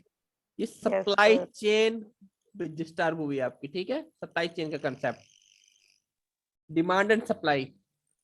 और उसके बाद ये फैक्ट है कि आपका जून में आपका जो इन्फ्लेशन रेट था वो 23.2 था। अल्टीमेटली अक्टूबर में ये 26.2 हो गया। गेटिंग में पॉइंट? मुल्क के यस सर। मुख्तलिफ हिस्से में जब आपको फसलें तबाह हुई, जब आपका डिफरेंट आपका सब्जियां महंगी हुई, सिंध से सप्लाई टूट गई, आपकी बलूचिस्तान से सप्लाई टूट गई, तो मुल्क में ऑटोमेटिकली जब आपके अपने रिसोर्सेज नहीं थे तो आपको वहां के मौजूदा रिसोर्सेज से गुजारा करना पड़ता, तो वो महंगे हो गए कई गुना। और दूसरी वजह क्या थी? अब आगे चले, दूसरा यस पॉइंट क्या था? Yes sir. Poverty. Sir poverty. Health issues के बारे में किसने? पॉवर्टी तो Yes, डेफिनेटली health. पॉवर्टी तो होनी थी। जब अनएम्प्लॉयमेंट हुई, लोगों का रोजगार खत्म हो गया, कारोबार खत्म हो गया, तो वो पॉवर्टी की तरफ चला गया। मेन पहले डिस्कस करते हैं हेल्थ इशू। हेल्थ इशू में हम कौन से हेल्थ इशू हुए? टेम्परेचर, डेंगी, डेंगू हुआ सर। वाटर बर्न डिजीज लिखते हैं हम? Yes sir, yes sir. Yes water Burns बिल्कुल। लिखते हैं। मलेरिया, मलेरिया सर बहुत ज्यादा हुआ। वाटर बर्न डिजीज कौन सी होती है? सर ये जो सर इसकी वजह से जो मच्छर पैदा होते हैं और मच्छरों की वजह से खड़े या हुए ऐसे पानी की वजह से जो डिजीजेस होते हैं, इंसेक्ट्स पैदा होते हैं जो पेट की ह्यूमन बीमारियां को वगैरह, इफेक्ट। देखिए स्किन एक प्रॉब्लम्स। फैक्ट के मुताबिक जो आपकी वाटर बर्न डिजीज तकरीबन जो फ्लड एरिया में थे 70 to 60% लोग इस वाटर बर्न डिजीज का शिकार हुए हैं। एक क्लोरिया कह लो, व्हाट इज क्लोरिया, देन आपका डायरिया, क्योंकि उनके पास जब पानी खड़ा खड़ा है ना, पानी जहरीला हो जाता है, उसकी वजह से वो डिफरेंट बीमारियां होता है। उसके बाद टाइफाइड हुआ, लोगों को फ्लू हुआ जैसे आपने कहा, उसके बाद आपका स्किन डिजीज, स्किन डिजीजेस की तरफ चला गया, उसके बाद आपके डेंगू के आया, मलेरिया हुआ। ठीक है, यस ये सर, इस टाइप की सारी वाटर बर्न डिजीज आप यहाँ पर कोट कर दोगे जो हेल्थ इश्यूज में हुई है, लोगों के साथ इम्पैक्ट हुआ है। आगे चले, यहाँ पे एक 60 to 70% वाला फैक्ट भी लिख लो। 60% सर एग्रीकल्चर। एग्रीकल्चर डिस्कस कर लेते हैं पहले हम। एग्रीकल्चर से क्या इम्पैक्ट हुआ आपका? हाँ जी सर जो फसलें थी सर वो तबाह होगी, कुछ अंडर वाटर चली गई सर, उसकी वजह से सर अनाज अब वो हमें बाहर से मंगवाना पड़ा, उसके लिए हमारे पास पैसे नहीं है। Agriculture is the backbone of your country. आपकी इकोनॉमी किस पे डिपेंड करती है? सर एग्रीकल्चर से इकोनॉमी आपकी डिपेंड ही इसी पे करती है। जब ये डिस्टर्ब हुई, जब फ्लड आया, फसलें तबाह हुई, आपके पास कुछ नहीं था, तो आप कुछ एक्सपोर्ट कर पा रहे थे, आपकी अल्टीमेटली एक्सपोर्ट्स कम हुई। ठीक है, जब एक्सपोर्ट्स कम हुई तो अल्टीमेटली आपका क्या हुआ?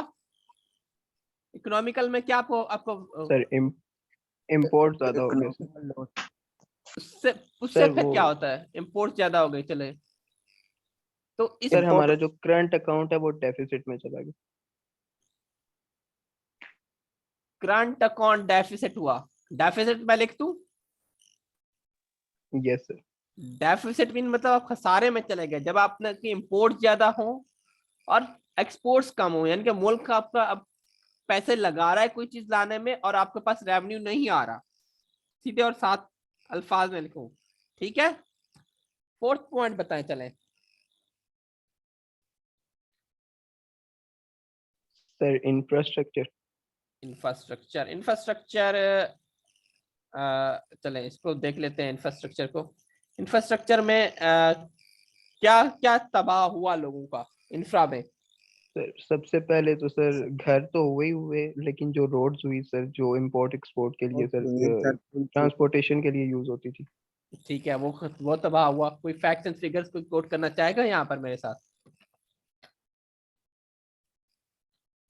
ब्रिज टूट गए, गांव डूब गए, सही है बातें, ऑफिसेस, हॉस्पिटल्स, सब बातें आप लोगों की सही है, सारी हुई, लेकिन मुझे कोई फैक्ट्स बताएगा कि कितना क्या हुआ फ्लड की वजह से, क्या हुआ? सर लाड़काना वाली साइड पे जो है तकरीबन जो हाईवे है कराची से लाड़काना वाली साइड पे जाता है, वो डूब गया था, खत्म हो गया, यही कहना चाह रहे हाँ हैं? वो, और कराची वाला जो बाईपास है वो भी बंद था, दादू वाला। वो भी डैमेज हुआ।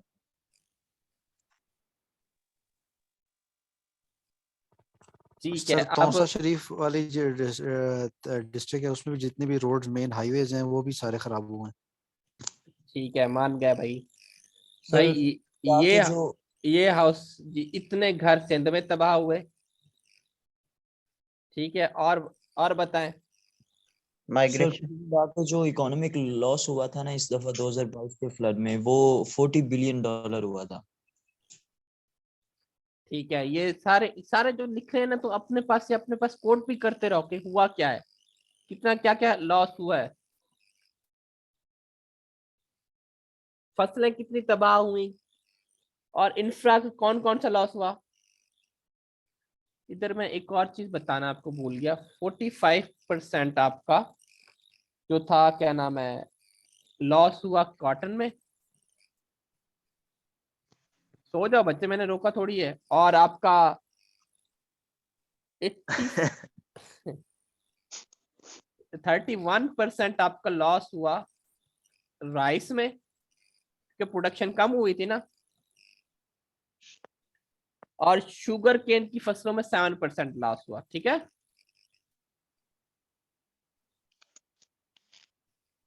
अब जितना भी इंफ्रा लॉस हुआ और कितने बिलियन का लॉस हुआ, कोई बता सकते हैं मुझे टोटल इंफ्रा लॉस?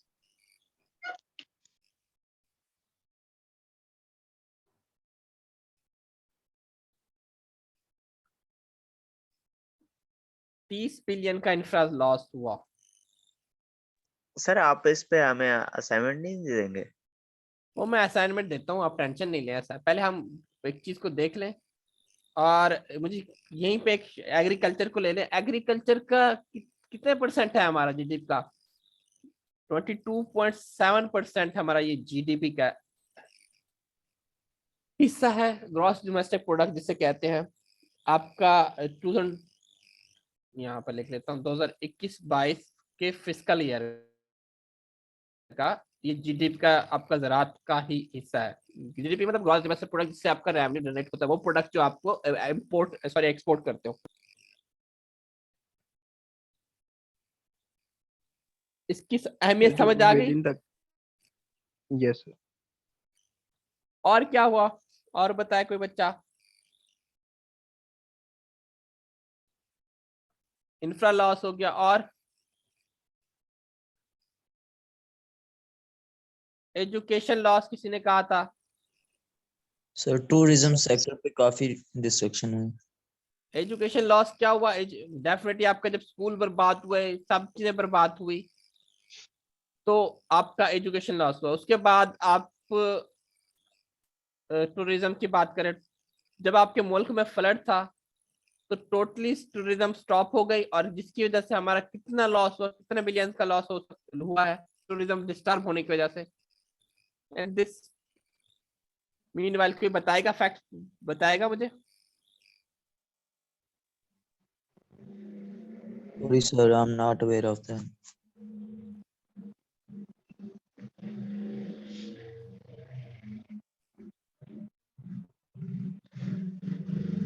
आपने 19 सितंबर 2022 को एक ट्रिब्यून में आर्टिकल है, वो पढ़ना है टूरिज्म लॉस का। ठीक है, डेट लिख दूं? सर रिपीट कर दें प्लीज। 19 सितंबर 2022 का आर्टिकल होगा ट्रिब्यून पे, ये पढ़ के आना है आपने। फॉर टूरिज्म लॉस, टूरिज्म का जो इम्पैक्ट आया है फ्लड की वजह से, वो क्या था। ठीक है, ये असाइनमेंट है आपकी। Got it? Sorry sir, article किस पे था? 19 सितंबर 2022 का आर्टिकल है ट्रिब्यून में। ठीक है, समझ आ गया? सबको पता लग गया तो कहाँ है? Yes sir. आगे चले? यस सर चले। उसके बाद 7वां इम्पैक्ट क्या था हमारा? जी गिने, माड़े मोटे गिने आप। इम्पैक्ट हमने लिख दिए थे सारे। Unemployment sir. अनएम्प्लॉयमेंट हो गया। अनएम्प्लॉयमेंट की क्या शरह थी? लाइफ स्टॉक आपकी जितनी भी मतलब मवेशी थे, भैंस थे, पानी पे आपने देखा था कि जानवर मर गए थे, आपको मिल नहीं रहे थे, महंगे जानवर थे, देखा था। लाइफ स्टॉक यहाँ पे मैं लिख देता हूँ। और ये टॉपिक आपको समझ आया कि हुआ क्या है एक्चुअली? बिजनेस जी बंद सर। हुए आपके, सर यस सर। बिजनेस बंद हो गया। किसने यही भी ये भी कहा था कारोबार इफेक्ट हुआ। और किसने मुझे फसलों की तबाही का बताया? फसलों का तबाही के मैं ऑलरेडी बता चुका हूँ कि कितनी डिस्कशन हुई। अभी मैं जल्दी से वाइंड अप कर रहा हूँ टॉपिक को, क्योंकि टाइम हमारा ज्यादा हो चुका है।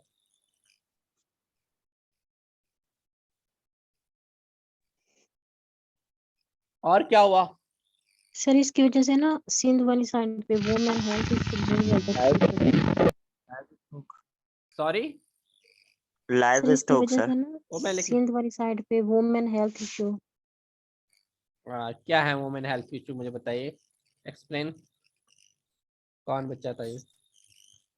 सर मैंने सर हाँ, मतलब सिंध वाली साइड पे ना वो प्रेगनेंसी के दौरान फीमेल को हॉस्पिटल में लेके जाने की ना ठीक है, आप वो कोट कर सकते हो। ट्रांसपोर्ट माइनर इशू को इस आखिर में करना है, आप शुरू में आपने बड़े बड़े हाईलाइटेड इशू बताने हैं, ठीक है? Okay sir. अच्छा जी, अब आप लोगों की एक मेजर असाइनमेंट देने लगा हूं मैं। यहाँ तक आपको सारे चीजें समझ आ गई? कोई मसला तो नहीं है, कोई परेशानी तो नहीं है? ये समझ आ गया कि फ्लड का आपका इम्पैक्ट क्या था, कॉजेस क्या था। अभी सिर्फ यहाँ पर हम एक और चीज डाल लेते हैं, पहले माइक म्यूट करें। Prevention slash way forward. Way forward mean मतलब आगे हमें करना क्या चाहिए। जब आप क्वेश्चन लिख रहे होगे तो डेफिनेटली इसमें ये चीज इंक्लूड करोगे ना? हाँ जी, सबसे पहले बिल्कुल सर करेंगे। डैम बना यस दो, सर। प्लानिंग आपकी होनी चाहिए। और क्या होना चाहिए आपका? Sir forestation. फॉरेस्टेशन कर दो। और जो ऊपर हमने इम्पैक्ट दिए थे, कॉन्सिक्वेंसेस लिखे थे, उसका आप यहाँ पर सिर्फ उसका सोल्यूशन दे दो। Infrastructure. Sir invest in business.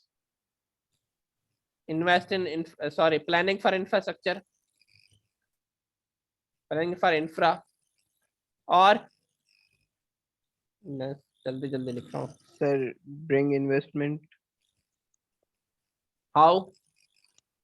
Sir हम जो है ना पॉलिटिकल स्टेबिलिटी लाएं अपने मुल्क में, और फिर लोगों को, दूसरे कंट्रीज को जो हमारे दोस्त हैं उनको हम जो है ना उनको ऑफर करें, उनको अच्छी बेसिक अच्छी प्लानिंग जब हम करेंगे तो। यहाँ पर एक और चीज लिखी हुई है, मास माइग्रेशन जो हुई थी, मैंने यहाँ पे छोड़ दिया। मास माइग्रेशन, मास माइग्रेशन क्या हुई? जब लोग वहां पे फ्लड आया तो लोग शहरों की तरफ मूव हुए। पंजाब के काफी एरिया फ्लड वाले लोग, सिंध वाले लोग वहां पे पंजाब में चले गए, जिसकी वजह से आपके अनएम्प्लॉयमेंट, आपके रिसोर्सेज कम होना शुरू हुआ है। मैंने यहाँ पे डिजिटल वे ऑफ अर्निंग लिख दिया। डिजिटल वे ऑफ अर्निंग मतलब आपको घर बैठे आप खुद कमाओ, just such as freelancing and things. आप ये आप लिख सकते हो, आपके अनएम्प्लॉयमेंट के ये फैक्टर को काम करेगा। और stock of the regular things. आपके पास अल्टरनेटिव वे जनरेट करो फॉर सप्लाई चेन, होने चाहिए मुल्क में। Yes sir. Yes sir. और क्या होना चाहिए? Boost tourism. टूरिज्म को बूस्ट तो करेंगे हम, लेकिन क्यों? उसका फ्लड से तो कोई ताल्लुक नहीं है ना। लेकिन सर इकोनॉमी से तो है सर, वो हम जब टूरिज्म आएगा तो सर हम अभी पैसा आएगा उससे। टूरिज्म के टॉपिक सर तो नहीं पढ़ रहे ना, ये नहीं सही है। इनकॉर्पोरेट करना। वहां पे इम्पैक्ट्स में बता दिया था हमने, यहाँ पर वेब फॉर्मेट में नहीं बता। वेब फॉर्मेट में मतलब हम क्या लाएबल कर सकते हैं जिसकी वजह से ये चीजें हम टैकल कर सकते हैं, मतलब इस चीज को कम कर सकते हैं। और क्या होगा? Sir promote health.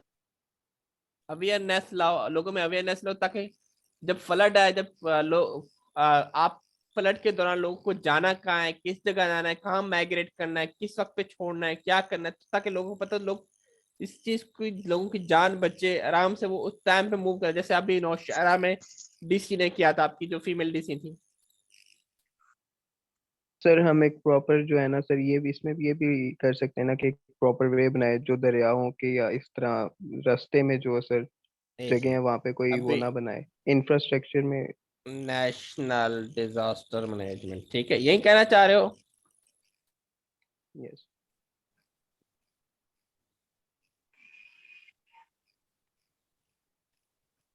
जी बना दी आपकी, ठीक है। Thank you sir. Sir canal system हो सकता है इसमें?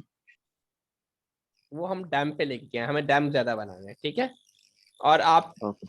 इंफ्रा में आप क्या कर सकते हो कि भाई हमें अल्टरनेटिव रिजर्व्स बनाने चाहिए। हाँ, आपका अब एक 20 मार्क का क्वेश्चन एड्रेस हो गया। Is it sufficient to write up? Sir इसमें हम ये कर यस सर। सकते हैं कि फेडरल और प्रोविंस के दरमियान रिलेशन अच्छी होनी चाहिए। वो तो पॉलिटिकल इंस्टेबिलिटी की बात है, इधर यहीं पे आप लैक ऑफ लीडरशिप या पॉलिटिकल इंस्टेबिलिटी भी लिख सकते हो। कॉपरेशन सर पॉलिटिकल इंस्टेबिलिटी में क्या हुआ कि भाई जब सैलाब आया तो लोगों ने अपने एक दूसरे पे इल्जाम लगाना चाहिए, तुमने डैम नहीं बनाया, तुमने डैम नहीं बनाया, तो ये सब चलता रहा। गेटिंग में पॉइंट क्लियर है? टॉपिक फ्लड वाला टॉपिक क्लियर है आपके पास? फैक्ट एंड फिगर हो गया सर एक दफा थोड़ा सा ऊपर स्क्रॉल कर दें काइंडली। अब हम क्या करें आप लोग, मैं आपको एक वेबसाइट आपने जाना है paradigmshift.pk पर, वहां पर फ्लड का आर्टिकल्स होंगे और एक और आर्टिकल मैं बताने लगा हूँ डॉन का। यहाँ पे इसको खत्म करता हूँ और यहाँ पे आपको स्क्रीन एक और शो कराने लगा हूँ डॉन के 17 अक्टूबर में जाना है। सर ये पैराडाइम क्या बोला था sir? paradigmshift.pk।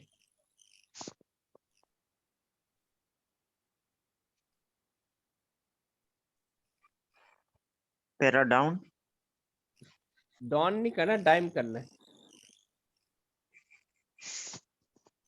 DI paradigm sir shift.com 17 अक्टूबर 2022।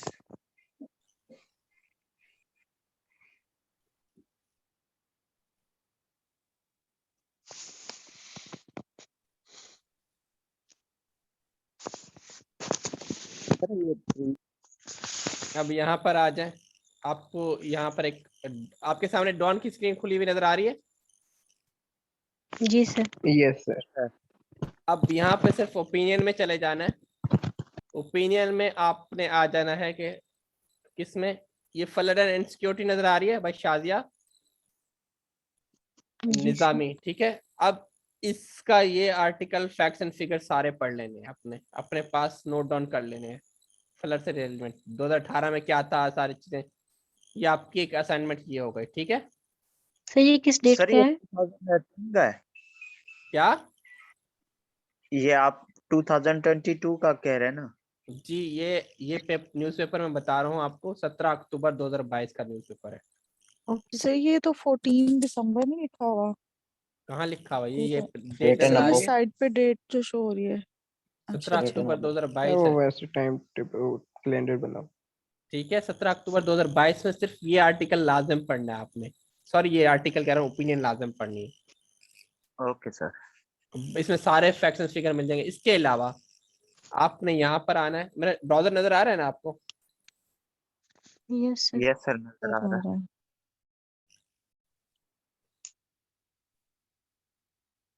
इधर आ जाना है paradigmshift.pk पे। आपको वेबसाइट सामने खुली हुई नजर आ रही है? यस सर स्क्रीनशॉट ले लिए। मौजें करें फिर क्या बात याद करोगे। इस तरह कोई आपको बताता है कि कहाँ कहाँ जाना है, क्या क्या करना है, क्या क्या नहीं करना? नो सर कोई भी नहीं। अच्छा यहाँ पर आपको सर्च चेक नजर आ रहा है। अब यहाँ पर लिख देना सिर्फ फ्लड और कुछ नहीं लिखना। गेटिंग में पॉइंट? Yes sir. बिल्कुल। अब यहाँ पे लिखोगे अब क्या लगा, फ्लडेड पाकिस्तान क्लाइमेट चेंज और वेट गवर्नेंस। पहला टॉपिक हमारा जो हमने कवर किया आ गया पैराडाइम शिफ्ट का। देखें दूसरा टॉपिक साइक्लिक डिजास्टर 2022 फ्लड्स आ गया। आ गया sir. Pakistan current economic situation from flood to devastating IMF हो गया। इकोनॉमिक का एक टॉपिक कवर हो गया। Yes sir.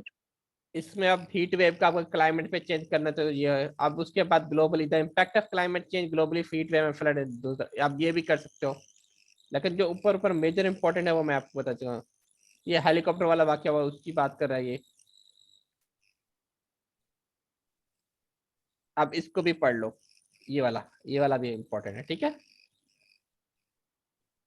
आपको अब कितना कंटेंट मिल गया? हाँ जी, जो कंटेंट कहते थे, कितना कंटेंट मिला अब आपको? कंटेंट मिल गया आपको ढेर सारा क्वेश्चन बनाने के लिए कंटेंट मिलेगा।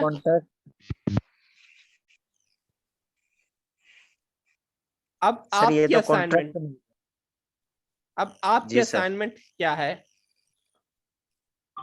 सर इस लिंक को दोबारा बताइएगा। पैराडाइम शिफ्ट डॉट पीके, ठीक है। सर यहाँ से जो हम स्टडी करेंगे वो जस्ट आउटलाइंस हम ले सकते हैं या आगे अपनी कंक्लूजन भी यहाँ से निकाल सकते हैं? उसके बाद आपको मैं एक और वेबसाइट बताने लगा हूँ, काइंडली इस पे जाएं। एक मैं अभी स्क्रीन शेयर करता हूँ, 1 मिनट चाहिएगा। लेक्चर बंद कर दिया था अपना ब्राउजर। कोई आपको बताएगा नहीं कि कहाँ कहाँ जाना है, क्या क्या करना है। मेरे पास आया हो, कुछ सीख के जाओ। वो अपने लेक्चर में यहीं से उठा के इनकॉर्पोरेट कर देते हैं।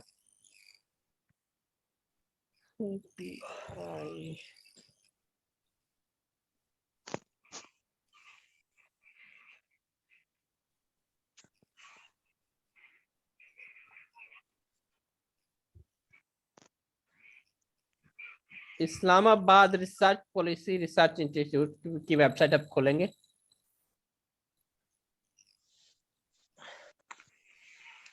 यहाँ पर आएंगे आप, सामने नजर आ रही है आपको? आ रही है नजर आपको सामने? जी सर। जी जी सर। अब आपको यहाँ पे डिफरेंट इन्फोग्राफिक्स नजर आ रहे हैं। Yes sir. Yes sir. ये आपको नजर आ रही है फ्लड डैमेज की रिपोर्ट एक। Yes sir. यहाँ पर जाके यहाँ से फैक्ट्स एंड फिगर कलेक्ट कर ले देंगे आप। यहाँ पे डिफरेंट टॉपिक्स जरूर सर, कर लेंगे। आपको डिफरेंट टॉपिक्स की मिल रही है। Getting my point? या यस। अब इनका ये जर्नल पब्लिश हुआ, इस जर्नल को भी एक बार थोड़ा सा नजर डाल लें। इसमें कौन कौन से टॉपिक हुए हैं। अब जो भी है आप इसमें आर्टिकल जो भी है आप उसमें से देख लीजिएगा कि कोई काम का आर्टिकल पड़ा हुआ है आपका। हाँ पड़ा हुआ है। हाइब्रिड रिजिम पड़ा हुआ है, हाइब्रिड वारफेयर पड़ा हुआ है, इस्लामोफोबिया आ गया, पाकिस्तान टेररिज्म आ गया, आर्टिफिशियल इंटेलिजेंस लास्ट ईयर का क्वेश्चन है, ऐसे का क्वेश्चन है, Pakistan current situation and trend of poverty in Bangladesh, FATF का एक आ गया। आई समझ मेरी बात? Yes sir. बिल्कुल आई सर। पढ़ेंगे अब? सही वेबसाइट का नाम क्या इंशाल्लाह है? पढ़ेंगे सर। इस वेबसाइट का नाम है इस्लामाबाद रिसर्च इंस्टीट्यूट। ये मैं दोबारा खोल देता हूँ, इस्लामाबाद पॉलिसी रिसर्च इंस्टीट्यूट, ठीक है। Okay sir. चलें, बाकी जब आप मेरा लेक्चर ज्वाइन करेंगे तो आपको बने बनाए चीजें दूंगा। सर वो लेक्चर कब है? हाँ जी।